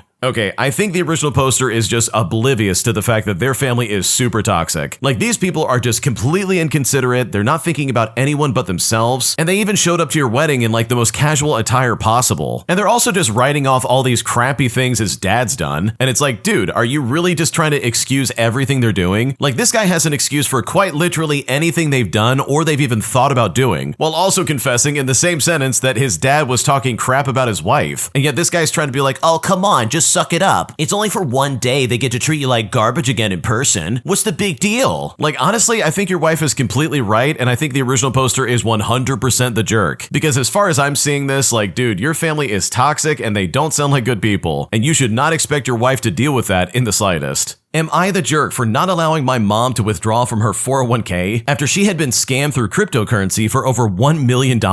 Because right now, I'm honestly not sure how to get through to my mom, as I really believe she is super delusional and missing the entire point, putting me in a situation where I truly just don't know what to do. Here's what's going on. Okay, for a bit of background, my mother was sent over $1.5 million through cryptocurrency over the last 6 months through an online task scam. And through every step of this process, she has claimed that this is the last step, I swear. But then something pops up where she had no choice but to put more money into it just to retrieve all her money and more. She refuses to believe it's a scam and still has 100% confidence that it is real. Apparently, she needs to send them $30,000 within 2 weeks and has no way of obtaining this money besides withdrawing from her 401k. She has already mortgaged her cars, borrowed against her life insurance, and taken out loans against her house. From what I know, the only asset she has left is her retirement and her house, which is like a small fraction of the total value. She won't be able to sell her house within 2 weeks, so she wants to withdraw from her 401k. But because she doesn't meet the age requirement, she can't withdraw from it. She wants to do a hardship 401k withdrawal under tuition and then send that to the scammers. And I believe she would need to pay tax on it in addition to a 10% penalty for withdrawing it, all before meeting the actual age requirement. She basically would need a document from the school, which can only be obtained by the student, just to apply for her 401k hardship withdrawal, which is right where I come into play, because I'm refusing to help help her get this document. From her perspective, she says that we're family and we should support each other in hard times. It's her money and she just needs my help accessing it, with her saying that she's trying to get to her own money and not mine. And once again, she says it's the last step, and if after this she still doesn't get her money, then she'll quit. She also says it's only $30,000 compared to the $1,500,000 she already put in. She has put in this last bit to get it all back, and according to her, she would rather lose $30,000 and have the peace of mind knowing they fully scammed her than thinking that she ruined other people's lives and lost her money. And from her perspective, she believes they loaned her money just to get her to pay since she could not cover the entire amount, and that somehow if she doesn't do this, it's affecting their lives. She also added at the end of that I'm ruining her life because I'm stopping her from accessing her own money. But here's the thing, from my perspective, I just want her to quit sending money and realize it's a scam. If giving her the document would allow her to lose her $30,000 and then finally accept it's a scam, then I'm fine with that. But she has lied every step of the way, always saying it's the last step and that she will quit, but still just never does. Her promise to quit doesn't have any meaning, and if I enable her to get this money, I'm only ruining her life further when she finally accepts it's a scam. I do not want to be involved in the scam at all. Even if it's just enabling her to access her money, I don't think there will ever be an end until her money runs dry. And if I don't help her here, then this may be where her money runs dry entirely. So am I the jerk here? Because right now I don't know what to do. Okay, I'm gonna have a really hot take here, and maybe you're gonna disagree, but please let me know in the comment section. But in my mind, any kind of new cryptocurrency is probably just gonna be a scam. Like, there are so many instances where these big YouTubers and other people make this cryptocurrency, and then they rug pull their entire audience after they buy into it, and then they run off with all the money while you're stuck with nothing. Like, look at the original poster and their mom in this situation. I can't imagine being scammed over $1 million over a cryptocurrency, man. Like, what's going on right now? Like, it all just seems like some get-rich-quick scheme, and it just doesn't seem legitimate at all. So no, the original poster is not the jerk. I would never help her out in this way. She's ruining her savings all for some stupid cryptocurrency that just is never gonna go anywhere. I don't know, man. In my opinion, it just seems like cryptocurrency is like a massive scam, and I'm sure someone out there is gonna be like, no, it's not. There's so many legitimate ones out there. But like, dude, come on now. The second a YouTuber or some content creator or literally anybody says, oh yeah, we're making a new cryptocurrency coin, you guys are gonna love this. Get in now because you're gonna get rich. Anytime they say something like that, I'm immediately just on high alert, and I'm saying like, dude, there's no way I'm giving you a single cent of my money, because chances are you're gonna get all my money and then bail at the last second, and I'm not gonna have anything left. Like, I'm gonna lose all that money. Like, I might as well be lighting my savings on fire, dude. Like, come on. So I don't know. It's kind of a tangent on my end. This is like a pet peeve of mine. So I really like this story because I'm right there with the original poster. Your mom has absolutely been scammed, and it's super unfortunate, but it is what it is. Like, you can't control her. But leave a comment down below. I would love to hear your perspective on this, whether it's about the story or just about cryptocurrency in general. Let me know in the comment section because I would love to hear what you have to say. My psycho landlord is literally trying to drive me out of my rental house, as she was pissed off that I was allowed to move in instead of her friend, thus making it her life's goal to make me as miserable as possible. But thankfully, karma was on my side as I got back at her and got some fantastic revenge in a way that literally forced her to move out. Here's how I did it. Years ago, I moved into a duplex from a very nice owner who was honest and reasonable. And when I got there, I put down this healthy security deposit and I moved in. Well, unfortunately, he was not my day-to-day contact. That was this delightful and charming woman who we will call Sarah for the sake of the story. She was basically the on-site landlord, and I found out later that she was a tenant who the owner made an arrangement with. Now, in return for cutting her rent in half, which is a sweet gig in and of itself, she collected and deposited the rental checks. She arranged for any repairs and handled any other day-to-day things. And the neighborhood had about 5 duplexes owned by this man. Now, it's important to know that Sarah hated me from day one, and what's more, she lived in the other half of the duplex. You know all the nightmare petty landlord stuff that you see on this subreddit? It's safe to say that Sarah ticked off all the boxes. She was a homeowners association style Karen, obsessed with all the rules. She yelled at my friends for parking an inch over on her side of the duplex. If my place wasn't stone quiet a minute after quiet time, like if the doorbell rang or if the phone went off, she would literally lose her mind. Also, the rental checks I dropped in the same mailbox slot I always did somehow just completely got lost constantly, and appliances and other things were just not fixed in anything resembling a time timely manner, and the list just goes on and on. It was more annoying than awful. I told myself I could live with it as I was going to be moving closer to my job after my lease ran out. Later on, I found out why she hates me. She had wanted a friend of hers to move into the duplex that I got, but the owner said no because her credit check was awful and mine was sparkling clean. So she just wanted to make my life miserable out of pure spite. Well, as the end of my lease drew near, I noticed that my water heater was leaking. I dried the floor around it and then put some towels down just to try and mitigate the problem. Then I emailed Sarah, because trust me, I had wised up at this point, and I started keeping a digital timesheet of everything I ever said to this woman. And as you can probably guess, I got no response. Then a week later, I re-forwarded the email with a friendly, "Oh, you may have missed this, but this could be a real problem," but still, I got no response. I then sent another email by saying, "I had a friend who is a plumber look at it and he recommended immediately to do certain things to fix it." And finally, she responded by saying, "I'll look into it," and said nothing else. At this point, she was just trying to run the clock out on me. Now, it had been about a month now, and I was just a few weeks away from moving out. I saw Sarah watering her flowers and I approached her and I mentioned it. She blew me off at first, but finished the conversation with a threat. "I hope you're keeping it clean around there. I'm a stickler when it comes to the final inspection. If you want to get any of your deposit back, you better be ready to pass a white glove inspection." So I thought to myself, okay then, if that's how you want to play it, then that's fine by me. I was trying to figure out how I would get petty revenge, but about a week later, right before my last rent check was due, I happened to see the owner in the neighborhood, and Sarah was nowhere to be found. And that's when it struck me how I can make all of this worse. I went out to say hello and tell him thanks for renting to me, and that I appreciated that. He was very friendly and said that he was sorry that I was leaving, etc., and if I needed anything to please let him know. And that's when I knew this was checkmate. I asked him if he had a few minutes to come in and do the security deposit inspection, and he said, "Sure, I can do that." And we then went into my place together. As we were walking around looking at things, he was all positive. He said to me, "Yep, it looks great. There's no issues at all that I can see." But then we came to the water heater. I then paused dramatically and I said pretty solemnly, "I hope we can come to some kind of understanding about the floor around the water heater." I then opened the closet doors and I showed him. I told him what I'd been doing to fight the leak, and I pulled up the sopping wet towels that I put down the night before, and I told him I have experience with mold and that it was some nasty stuff. He then got quiet and said to me, "Well, have you told Sarah about this?" And I said to him, "Why, yes, I did. Here are a copy of the emails that I sent to her." He read them out and then noticed that I kept them in a file folder. He then looked at me and said, "Okay, are there other things that haven't been fixed?" And it's here that I showed him a few other emails that I had collected. He then got beet red in the face. He then said to me, "Okay, I think with what I've seen here, I'm fine with releasing your full security deposit." And in that moment, it struck me. I had one more rent check due, which was for $750. So I said to him, "Okay, well, how about instead of me writing you a check for $750, you just write me a check for $500 and I just write you a check for $250 and we call it even." He then shrugged and said, "Okay, sure." And we signed the paperwork and he left. A few days later, I dropped my check for $250 in the mail slot. And later that evening, Sarah pounded on my door, foaming at the mouth about how I didn't write a full check. She said that she can evict me if I don't write a check for the full amount right now. Well, it's here that I explain, conveniently omitting that the owner had done the inspection, that I wrote a check for $250 because my security deposit covered the $500 that was already there. Sarah's eyes then widened as her brain tried to comprehend what I had just said. And it's here that she nearly exploded, yelling at me about how that's not how things are done around here, saying that I need to obey the rules like everybody else, and that apparently she has final say because she does the inspections. Well, friends, she literally had spittle flying out of her mouth. She was so enraged. I then calmly told her that the owner had done the inspection and signed off on the payment arrangement, and told her to talk to him and to get off my porch and quit bothering me. Then I very slowly closed the door on her and I didn't look back. Again, her brain froze and she went into lockdown trying to process what I had just said. And that is an image that I will forever remember. Before I moved out, the owner came by to ask if he can come in and fix the water heater for the next tenant, and I said to him, sure. As he was working, we talked a little bit, and he mentioned that his daughter was moving into my place, and that she was going to take over the on-site landlord duties. I then asked the burning question about Sarah. Well, the owner simply said that she's going to be moving out, because apparently she decided she can't afford to pay the full rent anymore, which is great to hear because it sounds like her gig finally ran out. Okay, I love this story so much, dude. I can't stand bad neighbors, especially when these neighbors are like, oh, I have power over your living situation. I'm gonna evict you if you don't pay the full amount. And it's like, dude, I can't stand people who are landlords who act like this, where they literally would never repair a single thing in your apartment, but then they're gonna turn around and be like, oh, I'm gonna get you out of here so fast. Either give me my money or you're gone. Meanwhile, the original poster is sitting there with a water heater that's leaking water all the time. Like, I don't know about you, but they could have called someone the week they found out about it and gotten that taken care of. But instead, they sit on it and they do nothing because they're terrible people. So good for you for getting that revenge and for effectively getting her kicked out of the house as well, because her attitude was completely unnecessary, and it's so good to see you get back at her. If you like Am I the Jerk, you're probably going to love Am I the Genius. Check it out, link down below in the description. Also, go to amithejerk.com/submit if you would like to submit your own stories. Today, I took some petty revenge against an entitled Karen who was giving me some unnecessary problems at a car wash that I worked at. Here's what happened. So I work at a small car wash where business can go from dead silence to bustling with customers. We get all kinds every day, and most of them are pretty tolerable, especially those who have a membership with us. How it works is that we give them a barcode sticker that has to go on their windshield, and our scanners automatically let them through. Now, a lot of people just keep the sticker on a slip of paper and hold it up against the glass when they come through, because apparently it's too much to ask for the bare minimum nowadays. It's also now a corporate policy we now have to enforce that if they have a membership, we cannot allow them in unless the sticker is up. Apparently, it keeps them from sharing passwords and whatnot. It's really dumb, but my bosses are on my butt about being firm with customers who refuse to cooperate. Now, a lot of them just argue with us for a minute and then either put the sticker up or just full on cancel their membership with us, which honestly, it's like, okay, good riddance. Earlier this week, I came face to face with a woman who looked like she was born to be a Karen. I'm talking blonde, short hair, the oversized glasses, the car that's too big for her to drive, and a high-pitched grating voice. She came through holding the sticker up, acting like I wasn't even there saying hello to her. When I kindly told her, hey, just so you know, we have a new policy that says you have to put your sticker on the window, she immediately cut me off and said, I know, they were telling me last time that I have to do it, but I haven't had time to and I'm not going to do it. Well, when she said this, I was simply stunned, but I kept my voice level and tried to explain further, but then she became an even bigger jerk. She said to me, I pay $27 a month, so I should be able to put it wherever I want. After reminding her that it's not my policy, she just dismissed me and drove through. After she came out and started messing around with the vacuums, I told her politely that she most likely won't be able to come back in next time if her sticker isn't up where it's supposed to be. She then looked fully annoyed at me and said, okay, well then I'll most likely be canceling my membership. And when she said this, internally I was literally doing cartwheels. But it wasn't enough to calm me down since I was seething from all the similar treatment me and my other coworkers have been going through, especially with this policy over the last few months. Once she left, I pulled up her account information with us, and after debating with myself for 30 minutes, I ended up changing her barcode to a different one. That way, if she does come through again, it's not going to work and possibly register her account as inactive. In a worst case scenario, we'll simply assign her a new one, and in the process, we will have to order her to put it on the windshield this time and make sure that it happens since it takes 24 hours for a sticker to activate. Either way, she'll have to cooperate if she comes through again. Now, those of you out there who take it personally when we ask you to put a sticker up, your precious little windshield will look just fine with something on it. People do it every day and survive just fine. So take your first world problems and shove it. We're not asking you for a kidney, and 9 out of 10 times we don't even care what you do, but we are being ordered to enforce a stupid policy. We don't care how much you pay for your membership. Rules come with them for a reason, and we are overworked and underpaid people who deal with your unnecessary attitudes every single day. Just because you're the customer doesn't mean that you can talk to us like we're your little personal servants. We love to provide good service for people who treat us like people. And to the ones who don't, well, just know that we're most likely looking for ways to make sure that your experience is just as inconvenient as ours. Okay, I want to say that I completely understand where the original poster is coming from. They've been getting this kind of treatment from everybody for months now. They hate this policy just as much as anybody else because they're saying to themselves, oh my god, I now have to enforce something towards grown adults who are absolutely not going to listen. Like, I don't know about you, but I've been in this situation where you're trying to talk to customers or clients or patients or something like that, and the second you tell them what to do, they're going to be like, oh, I'm sorry, but who are you again? I don't have to listen to you. I can do whatever I want. And that is so frustrating because I know for a fact, and I've been there, that you don't want to deal with this in the first place. The policy is stupid. What you're asking of them, you don't even agree with, but you know for a fact if you don't do it, you're probably going to get fired, and that is way worse than pissing off this customer. So you just grit your teeth and bear it like you would with anything else, and it just sucks altogether. It's a terrible experience, and I know exactly what you're going through. So I personally love this petty revenge because, in my opinion, this entitled Karen absolutely deserved it.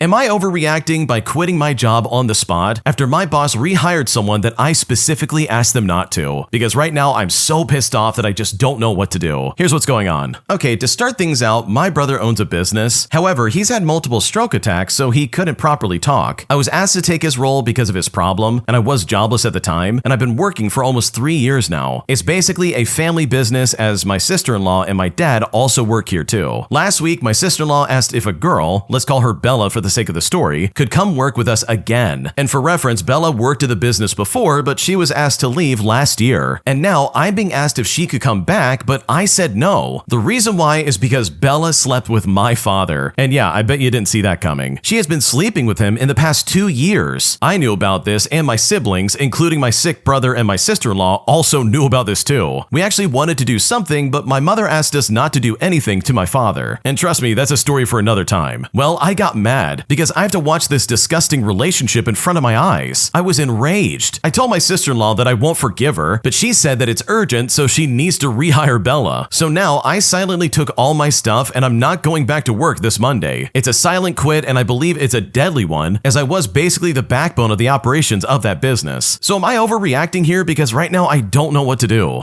Okay, in my opinion, I don't think it's a good idea to just walk out and not come back Monday morning. Like, I would definitely try to find something else in the meantime, because holy crap, this is just already super messy. Like, I would actively try to find another job and not just be like, oh, I'm not coming back. I'm gonna silently quit because I'm the backbone of this operation. But I've got news for you. Everybody's replaceable, and they really will find someone else to do your job. So in my opinion, I think it would be better to try and start applying for other places than to just quit outright and be without a job. So yeah, you might be overreacting here, but I do think it is time to leave because your family clearly doesn't care about this lady, or the fact that she's the reason your dad's like been cheating on your mom. And while that is really unfortunate, you can also take a stand and not have anything to do with that. And I really think the best way to do this is by finding another job and then getting out of there. Did I overreact by kicking my partner out of my house after I discovered he had been with a girl while I was away from home? Because right now I'm not sure if I made a mistake and I'm just not sure what to do. Here's how it all went down. Okay, I want to start off by saying that my partner has been acting strange lately, constantly using our son as an excuse. He claims that our son's health issues are draining all the money, implying that it's my fault, even though I'm the sole breadwinner now. He lost his job after getting into a fight at his company, and over the past few months, I've noticed he's been complaining about everything, as if I was responsible for his termination. Recently, I took our son to therapy, but on my way, I called the hospital to confirm the appointment time. They then informed me that the appointment was actually scheduled for the next day and not that day. So instead of heading back home, I decided to visit a cafe to take care of some errands and grab some groceries before returning home. Keep in mind, therapy sessions usually last like 2 hours, and adding an extra hour for the bus ride to and from the hospital, I wasn't expecting to be back home so early. Well, apparently my partner didn't expect me to be home early either, so I literally caught him red-handed, and that's when I discovered he had bringing some lady back to our home while I was at work or at the hospital. Well, when I discovered this, I sent him out that day. And looking back, I'm left wondering if I was too oblivious or if I should have seen the signs earlier. So seriously, did I go too far in this situation? Because I just don't know if I'm in the wrong and I don't know what to do.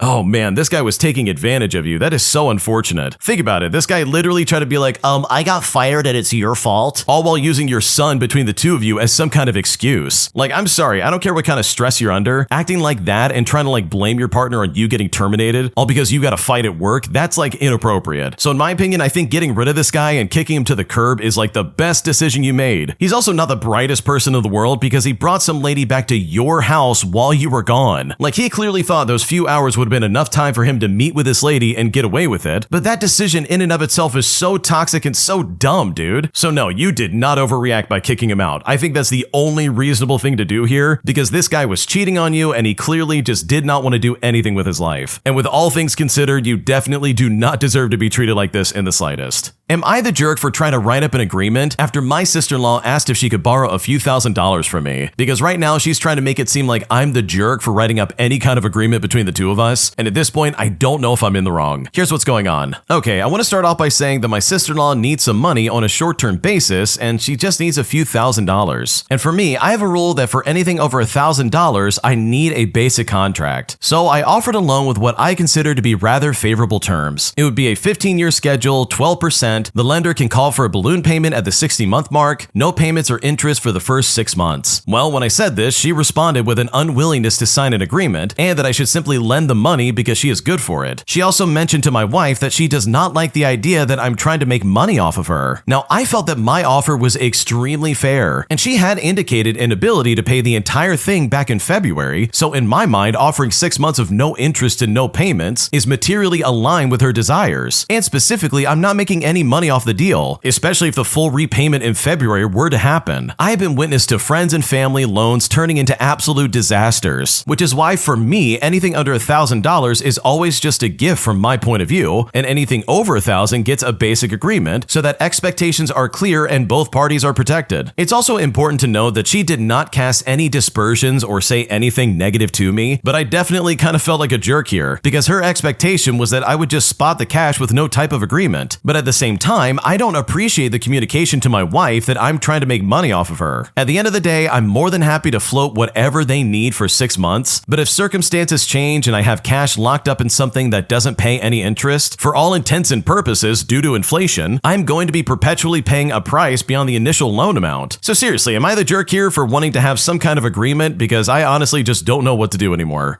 Okay, I'm right there with the original poster because I think it's a very good idea to have something in writing. Do you know how many stories I've read on Reddit alone of people not doing this and then being screwed later on? Like, it is crazy the things that people will do just to like make sure they don't pay you money that they owe you. And you're not saying that your sister-in-law would do that, but like, dude, this at least gives peace of mind to the person giving out thousands of dollars, dude. So in my mind, I think this is the only reasonable thing to do. And the fact that your sister-in-law is unwilling to do it, in my opinion, is kind of showing her hand. It says that she wants the money without the commitment, and that is completely unacceptable, especially if she's claiming that she's good for the money. It's like, okay, if you're good for the money, then this should be no problem, right? So no, you're not the jerk here. I think you're making a good decision because if I was in your shoes, I would do the same thing. Am I overreacting at my roommate after they turned our living room into his girlfriend's walk-in closet without my permission? Because at this point, I basically have a third roommate who doesn't pay rent. And at this point, I'm very pissed off and I just don't know what to do. Here's what's going on. Okay, I want to start off by saying that I live with 2 roommates. We've been friends for years, we split rent evenly, and up until recently, everything worked fine. One of them started dating someone a few months ago, and I thought to myself, okay, cool, happy for him. As a result, she started spending more time over at our place, which guess what? Also, completely fine. I'm not the type of person who doesn't want any guests in the house, but with that in mind, it's now become completely absurd. At some point over the past 2 weeks, all without even a basic conversation, she just started moving her stuff in. Not just a toothbrush or some clothing, I'm talking racks of clothes, multiple full-size bins of shoes, drawers, beauty products, mirrors, even one of those light-up vanity setups. And here's the best part. He put all of it in the living room, like our shared living room, the place where we eat, we hang out, we watch TV. It is now effectively her giant open closet. There are clothes hanging where our movie posters used to be. A literal rolling clothing rack is blocking half the couch. It looks like TJ Maxx exploded in there. And when I brought it up to him, very calmly might I add, he said it's temporary and that she's transitioning out of her old place. But she's never not here now. She's basically a third roommate except one who doesn't pay rent and whose stuff has evicted us from our own common area. I even asked him how long this temporary setup is supposed to last. And he just shrugged and said, oh, only a few more weeks, probably. No apology, no offer to move her stuff elsewhere, and now I guess I'm just supposed to live around it. So I'm trying not to be dramatic about this, but is it really that unreasonable to expect a heads up before our main shared space becomes someone else's personal dressing room? So am I overreacting here because I really feel like I'm going crazy and I just don't know what to do?